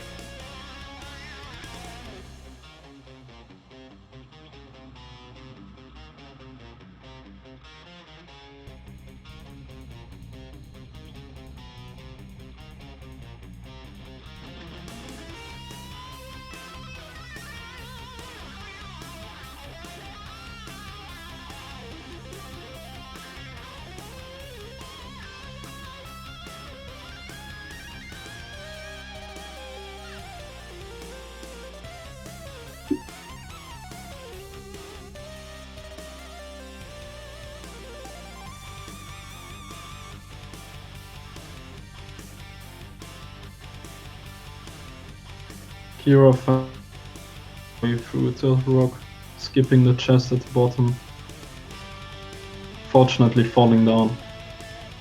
So if you see one of those petrifying, it's usually better while you're on the platform and take the hit instead of trying to hit the blue jelly.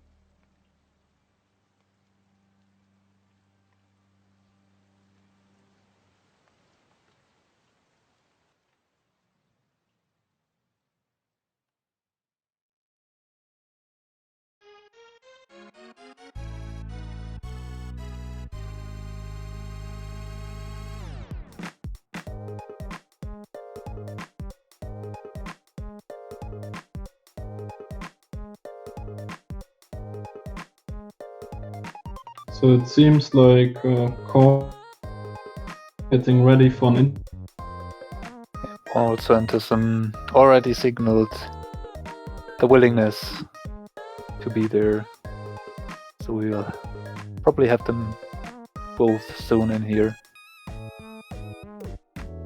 Meanwhile, I can watch Kira.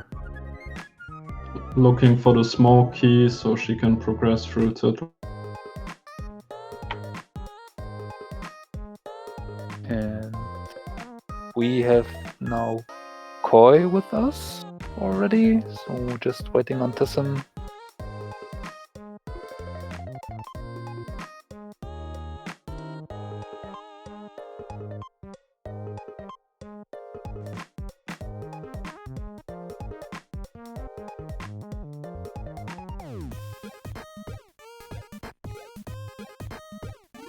And now we have also our winning runner here into the chat to interview.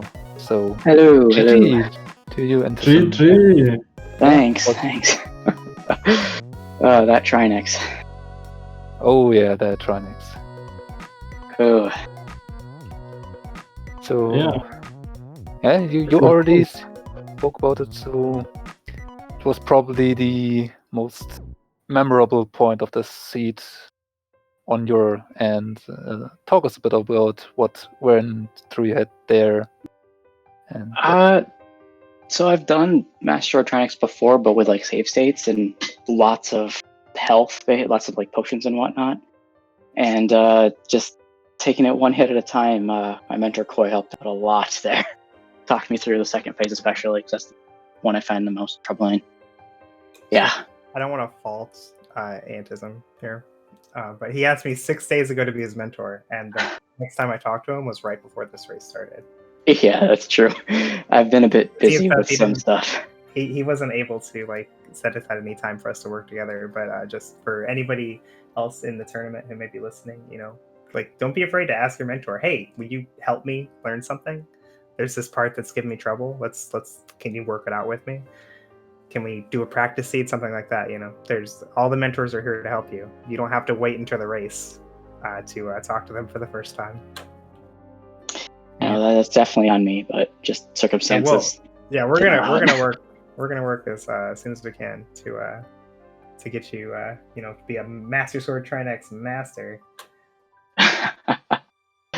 Hopefully. I mean, it can be sometimes dying to a boss several. So we've been wondering why didn't you mirror out and get some potions before trying? Mostly because I kind of just wanted to keep at it. I knew I could do it, and I just wanted to keep going. And if I go out and have potions, let's say it's not the mentor tournament later on, and I need to be able to know that I can, kind of thing, and I need to practice it. And I wouldn't have let him do it. He didn't ask me to, but if he did, I would not have let him leave. Like no, I didn't want to leave. I feel like yeah, the goal here of the tournament is not like we're not trying to win everything, right? We're trying to get better at the game, using the tournament setting to propel ourselves forward, right? And if you make a habit of going all the way to Trinex without the Tempered Sword and then leaving just to come back later, you're not really getting better. You gotta put yourself in those situations, force yourself to succeed. And if I thought for a second that he couldn't do it, we would have left. But I knew he could do it, so we stayed. Yeah, it's certainly fair. I mean, could have also been a point of just saying, okay, let's just do something else for a moment, calm down the nerves, grab those potions so that we don't need them when we get back to the fight. So just reset maybe a bit of tilt that would pile up. Mm-hmm. Refocus on the fight, and would have been an option there, but still, you're absolutely correct in the end. Yeah. You will have to get out of your comfort zone at some point, and yeah, in the end you got it done. So did it right. So what was it that kind of gave me a bigger lead over my opponent then? Or was it the Trinex, or? Well, they seem to be doing Turtle Rock class, so I'd assume either Fire Rod or Ice Rod. So I think both of you pretty much followed the same route for quite a while, and it's been execution things that put you at Antissim. Okay. And later in the round of finding the flippers and the Ice Rod and Fire Rod, right? And Kira finding the flippers on Catfish first meant they opted to go to Swamp Palace first, which meant they would full clear it, whereas you could do it in go mode, right? Yep. So maybe expand a bit on that. Overall, I'd say your execution was a bit more cleaner, a bit more up on point. Your overall routing was quite a bit more smooth, I'd say. I generally like the way you routed the seed.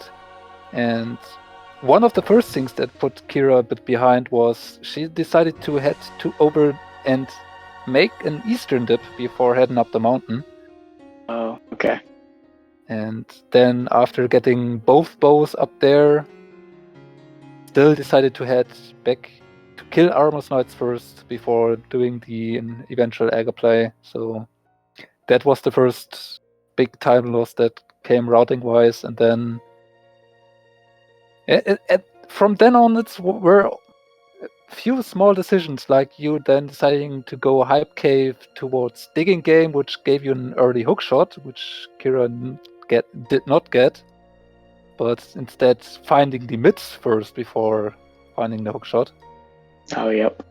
So that's where many of kind of these small decisions routing-wise that you had the better end on your side, that overall was a more smooth routing that eventually gave you quite a big lead.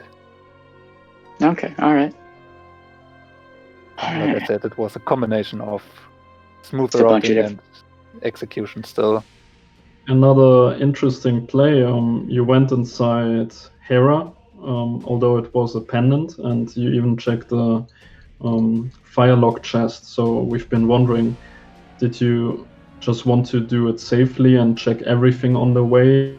I told him to skip it. Like, Yeah, it was I mean- more. It was. I was already here, and it would be kind of annoying to have to mirror back over there if nothing was on East Death Mountain. My plan in its entirety was to do Hera, and if it's firelocked, just leave. It wasn't firelocked, so we were gonna kill the boss. But when we saw that the last item was still firelocked, I was saying, let's just do East Death Mountain, and if we don't get anything like pretty good there, let's just go back and we'll do Hera Basement then. But he's like, no, let's be a little safe. It's okay. And we get a bow, and he feels like real good about himself. Like, haha, I showed you, Koi. You're wrong. And then we found the other bow, and I'm like, haha, shut up. Yeah, that was quite something. We also...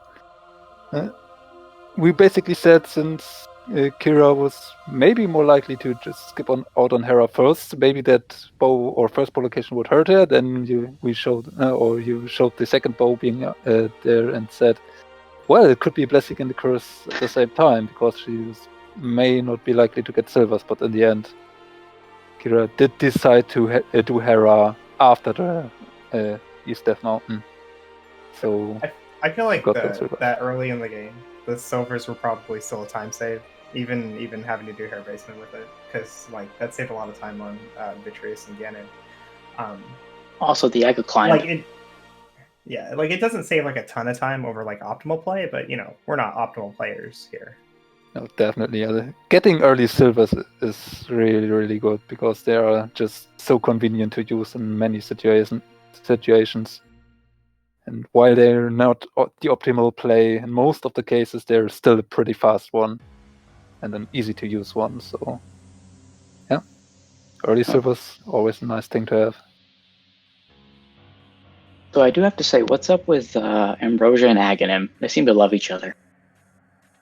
Well, I mean, since there's at least one sword being required for Aga, and you have that right from the get-go, you only need the lamp, which also is needed to get up to Death Mountain or items in Eastern, so it's not unusual to have an early lamp. Mm-hmm. And then you need one more sword or a cape compared to having at least hammer and glove or 2 gloves. So, yeah. The assured sword definitely slants it more towards Aga being required. It's not like a huge difference. It's not like it's 50% or something, but maybe like 35 instead of 30. Just because you started with that sword, it's one fewer thing that the game has to put in your way. Mm-hmm.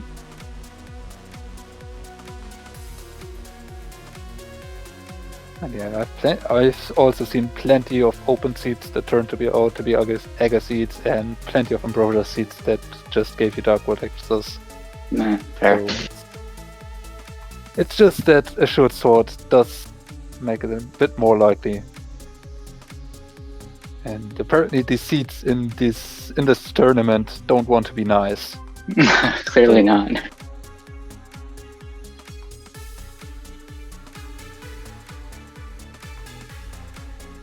But on the other hand, you got the silvers for Aga Tower, which is a good weapon to use on the guards. That is. But could have been worse here.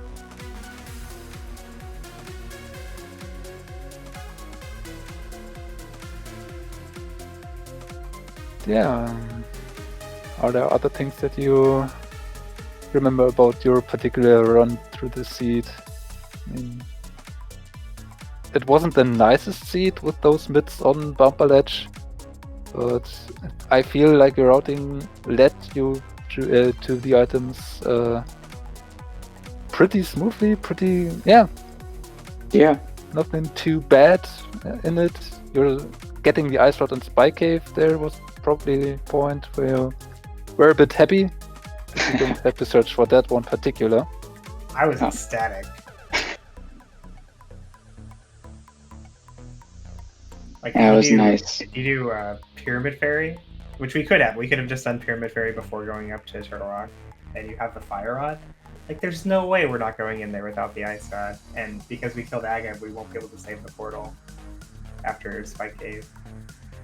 So that was a huge pitfall that was available that we managed to avoid. Now, which shield did Kyra pick up? I didn't see. I don't remember seeing any. I can't remember. Okay. Alright. I just noticed it. I was like, that's one of the differences. So. Yeah, Kyra opted to do Desert Palace, and as said, they did Swamp Palace completely. Ah. Yeah. Yeah, we managed to skip out on Desert. And you managed to get in Go Mode Swamp and Go Mode Ice, so how was that feeling? Yeah, very, very lucky.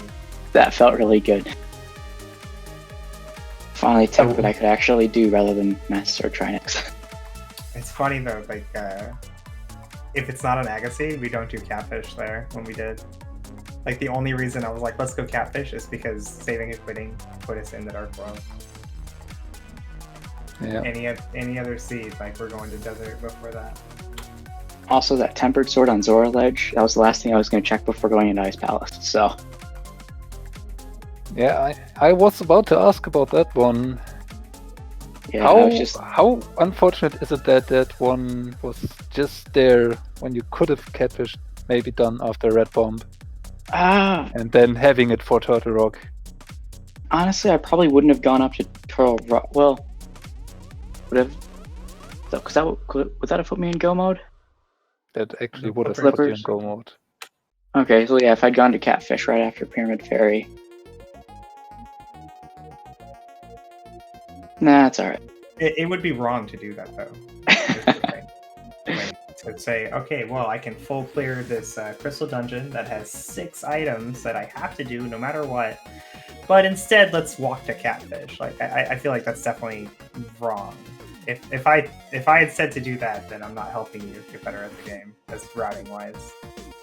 It would have been the right answer today in this one seat, but overall, I think that's incorrect. Like, no, I would definitely say going up to Turtle Rocks there is absolutely the correct play to make. Yeah. It's just that the way the seat was turned out, not only would have put you to going to Catfish put you in Go Mode, you would even have a better sword to avoid this whole Trinix disaster.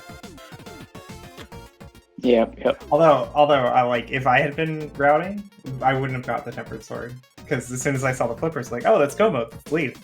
And he's like, well, you know, these checks are like right here. Let's check them real quick. Just happens to be a sword. So, did you feel behind? After Turtle Rock, I did, Were you really nervous? I felt nervous after Turtle Rock, after the fiasco that was that boss. I did not feel good. But I knew that if the Tempered Sword was sitting there on Zora Ledge or something like that, I would save more time myself than if I skipped it and did Master Sword the rest of the way. So I was just like, I'm willing to put in a little bit of work just for that. My thoughts, at least. I felt really good about the routing. I thought, like, there wasn't much chance of us being, like, super behind or anything at that point. But then, you know, we did spend a long time on Trinix. Yeah, that was also what I said throughout the seed. Your routing was really that good, or it felt really good, and as a mentor I would probably had advised to do the Zora Ledge check at that point, just in case it had a sword, since that's still okay check to maybe get a convenient additional sword, but I would also not have advised to do the Zora check then, just say. Yeah, Zora takes too much time. Yeah, that was what I said. If you want to check Waterfall Ferry and Zora Ledge, it's fine. Let's not walk all the way to Zora, though. Because while we mentors would probably have skipped out on it altogether and would be fine with doing Master Sword. We have to consider that our mentees may not be as comfortable just gambling on there being a sword on the way. So doing these convenient checks, or somewhat convenient checks, still holds value here. I guess our force sword's probably just in GG. Maybe, since we did not get to see anything out of GT. Yeah, it was 2 chests and you're done. So guys, will you team up again after this win? I just say yes to everybody. If he asks me again, I'll say yes. I'm doing 6 different mentors this week.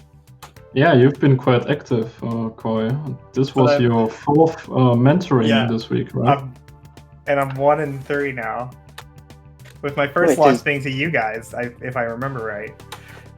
I think so. Yeah.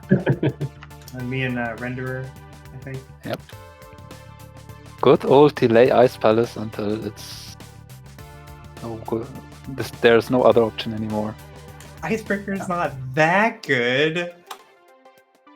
To be fair, if I were to route that, I would have sent him to Ice Palace earlier, but he wasn't feeling confident on Master Sword only. For sure. So I offered him the option of doing the painful Smith chain, which turned out to be a huge play. I don't know if that makes me feel better or worse that my routing beats you, Raylan, but it doesn't beat Style Center. What am I supposed to take from that? That's the beauty of this tournament.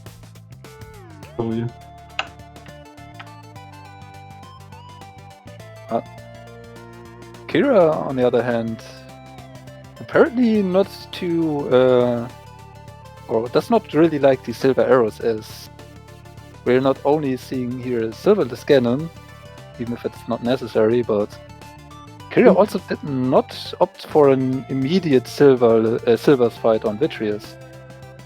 So maybe she saw that Antissim has already finished the race and decided to get some practice in. That's definitely the thing to do. Does look pretty good here, I'd say. Doing it safe. Good thing to know. And Ganon is down.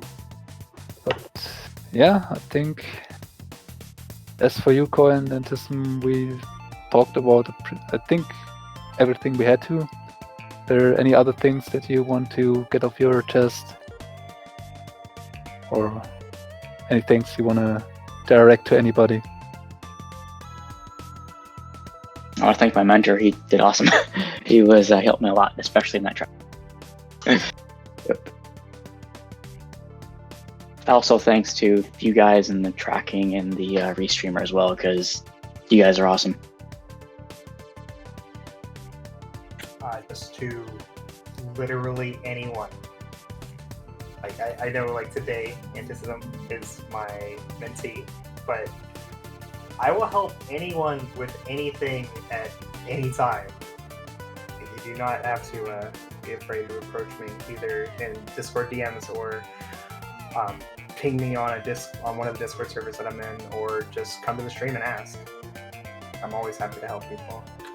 So, putting in the work to be the MVP mentor here. Wonder if you should get bonus points for every mentor you help with your tutorials. Well, I can imagine there are also quite of mentors that still profited from them, myself included. The goal is definitely to have mentored the most races in the entire tournament. I think I have the most right now. I think Walter only has like 4. Well, has to be thematic with his name then, right? Yeah. Koi really wants to get on the podcast and in the winners episode, right? Sorry for making you wait. I was having some fun. Yeah, Well, Kira GG. and Worldwide Whippy joined us. GG. Yep. Official Thank finish you so time. much. Official finish time 2 hours, 27 minutes and 57 seconds. And good silverless cannon there. Thank Pretty you. clean. Congratulations to Antissim for winning this Devil Seed. Yeah, thanks, GG. That was a seed. Yeah, definitely. Unfortunate for you guys. Your routing didn't work out quite as well as No, it Antissim was and my Roy mistake did. because I am stubborn. Wimpy was telling me, "Hey, you are there. Just go to K45," and I was like, "No, let's go to Kakariko." Mistake. Yeah, And, there and were. then the pendant dungeon's not paying off either, but at the time, when you're there, it's Ambrosia, you know an item's on the boss. If you can get to the boss, it's a good idea to kill it. If this was an open seed, I would have said, no, don't worry about Hera, don't worry about Desert, we'll skip them, we'll be okay, but it's what it is. So, one thing that was probably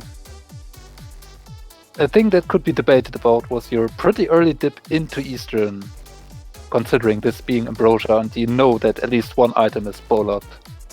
Mhm. Tell us a bit about this decision. Why doing it before the mountain, which obviously did not pay off here. For me. Or for Antissim. Yeah, Well, you did the Eastern dip, and Antissim came around to go up the mountain first and had the bow the first time. Well, in my case, was because Arshahala was there, so that is already 3 chests, and then you can dip into Eastern, which is next to it. So if we would find a bow, we could have finished it, knowing that it was already a crystal.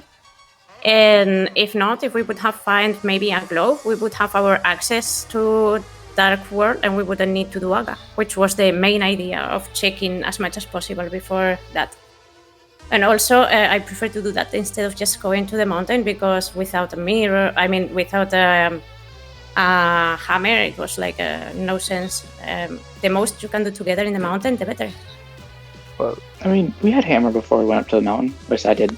It was more a priority of, so how I kind of coach it is I'll present options to somebody and just say, hey, here's what you can do. You go ahead and decide what you want to do, and we'll see where we go from there. And for her, it was preferred to go, okay, we've got the flute, we can go over to Sasra, we can dip into Eastern while we're there. If we find a glove, we can have Dark World access, we can go and do what we need to do. Outside of that, you know, it's one of those, you know, looking up the mountain. Yeah, Hera has a pendant. I really don't want to dip into that if we don't have to. One of those debatable things where it's like, yeah, the density's there, but this is also Sphere 0 that we can check.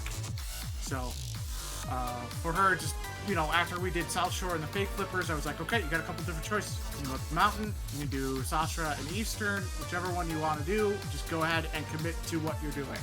And that's kind of what I kind of coach. So when we did the Hype Cave and she said, oh, I'm going over to the village, I'm like, well, we can check Cave 45 and do all that and just forget about it.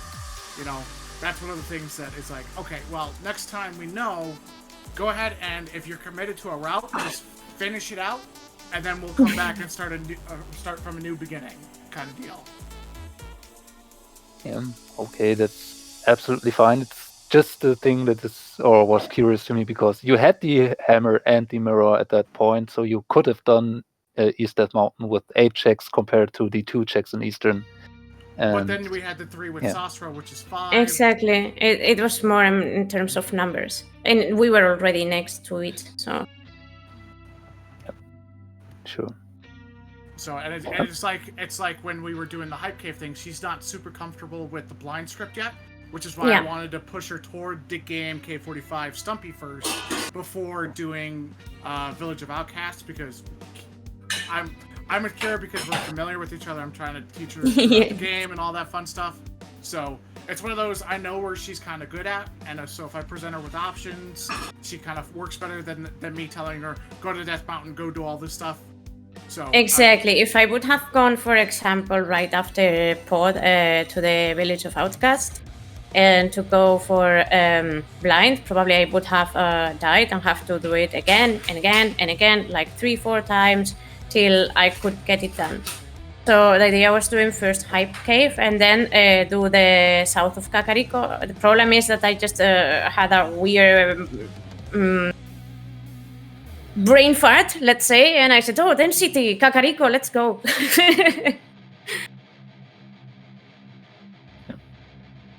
Fair. And unfortunately, in this seed, the items were not placed in a way that were lining up with your decisions.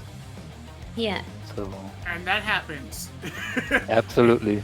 It's Yeah, but I Ambrosia, mean, like I said, guys, Ambrosia incentivizes killing the bosses because they have items. So if you're in the area of a pendant dungeon and you can full clear it, to me, you do it in Ambrosia. If it was open, nah, forget it. We'll go somewhere else. So I agree with you entirely. Ambrosia is the worst. Terrible. Gross. it can screw up really good routing simply because you know you have to get an item off of the boss. It just, I find it super intriguing because it makes you gamble more. And, you know, you could take the conservative route just going through all the crystals and still end up with nothing. You can go through all the pendant dungeons, gamble, and still end up with nothing. Simply because all the bosses have an item. And that screws up everything.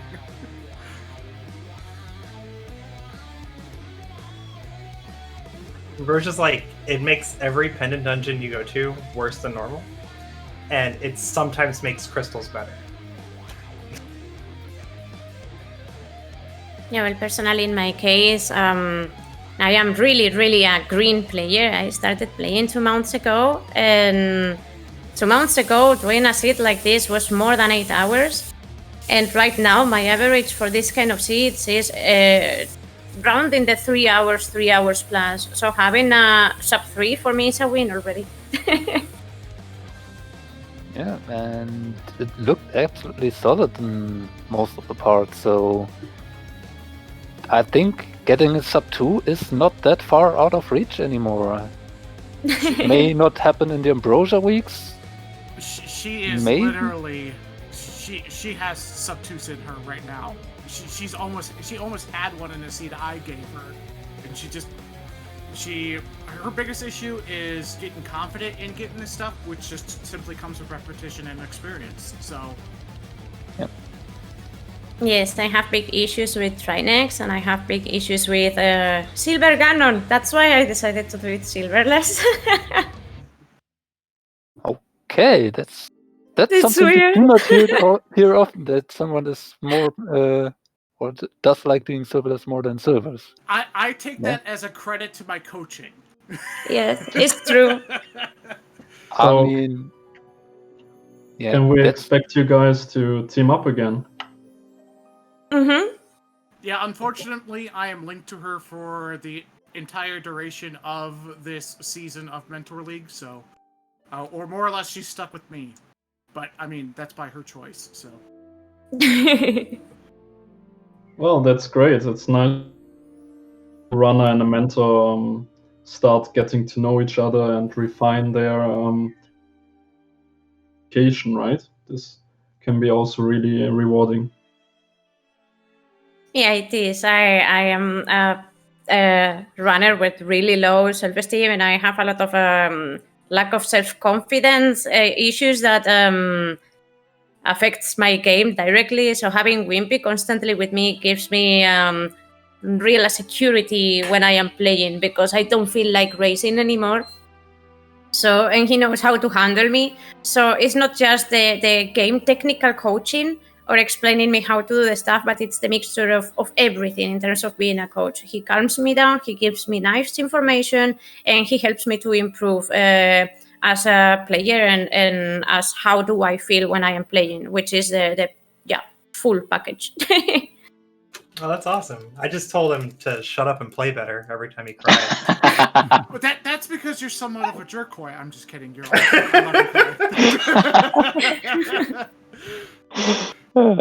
I use your videos to help show her stuff when I can't, show her on the ROM with the share screen. So I'm like, just look at what Koi's doing. Look at what he's doing. Yes, hi Koi, I am a fan.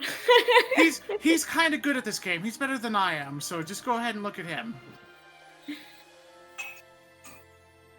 Yeah, when I saw that Koi was the mentor of Antissim, I was thinking, oh my god, he's a semi-god, what I am doing here. Yeah, like I Hey, said earlier. I'm 1-3 so far, so not that good. I'm 1 and 2, so and my Raylan's routing 1-0 as far as I know. so Yeah. and my routing, how I routed Ambrosia had Ricky of Corcrico get his win, so I'm like, I mean, this how I route Ambrosia seems to make the most sense, simply because of that reward of an item on a boss. It just adds that value to it. It's just like, be on there, and when it's not, you're just like, I'm behind now. Great.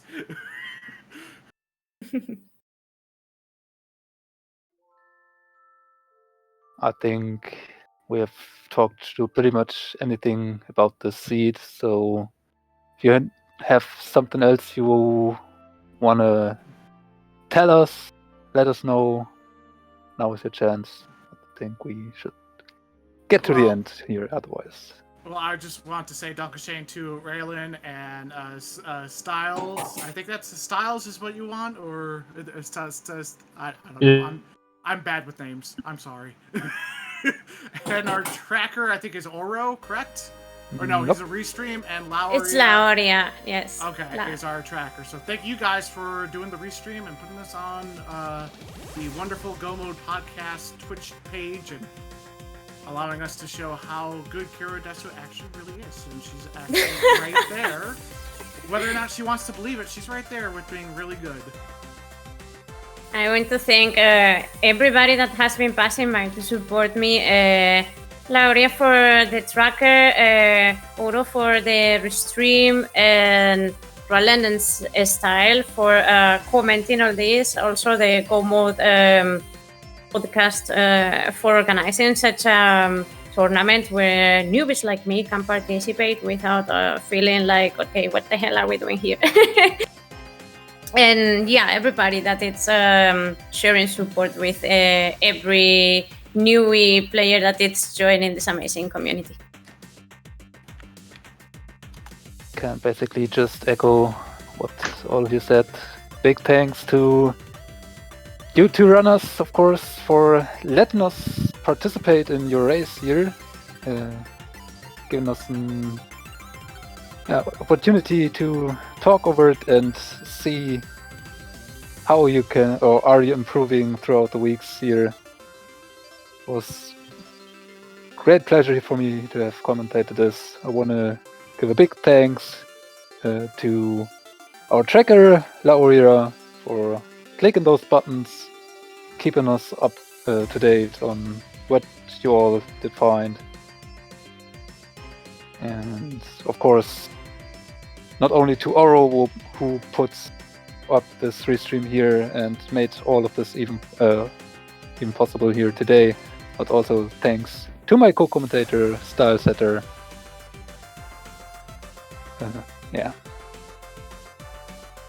I'm missing the word I'm searching for, but yeah, being here with me, commentating, being at my side, so yeah, it was fun. And for his first one, he did pretty well, I'd say. Getting his feet wet here. And that's what it's all about here for runners. And also our commentators, restream and trackers crew to learn in a low-pressure environment here. Yeah.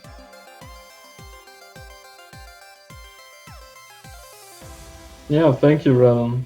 All I can say is thank you to all of you, and encourage everybody who wants to try tracking, restreaming, commentating to try this. This is your opportunity. The Go Mode podcast community is really great. They're really friendly and welcoming, so be shy. Get in the volunteer channel. Thank you for watching. Also, if you have not done that, or I first of all ask you why, what's wrong with you, but give the podcast, the Go Mode podcast, a listen. They have many episodes covering about all of the things around Rando that you would hope for. and they're always a great listen, very informative, and with great hosts. So definitely check it out if you haven't already. Also, join the Discord, join the community. They are always welcoming new members and are happy to see everybody that wants to just learn and have a good time. So, hope to see you around on the Discord or on the other restreams of the Mentor Tournament. But I think that's it for now. Give our other people the rest. And maybe an opportunity to watch one of the other races that will happen later today. But yeah, I was ranting here on commentary. It was a pleasure for me. Hope you had fun watching, and you will tune in to the next restream race here of the Mentor Tournament. See you around.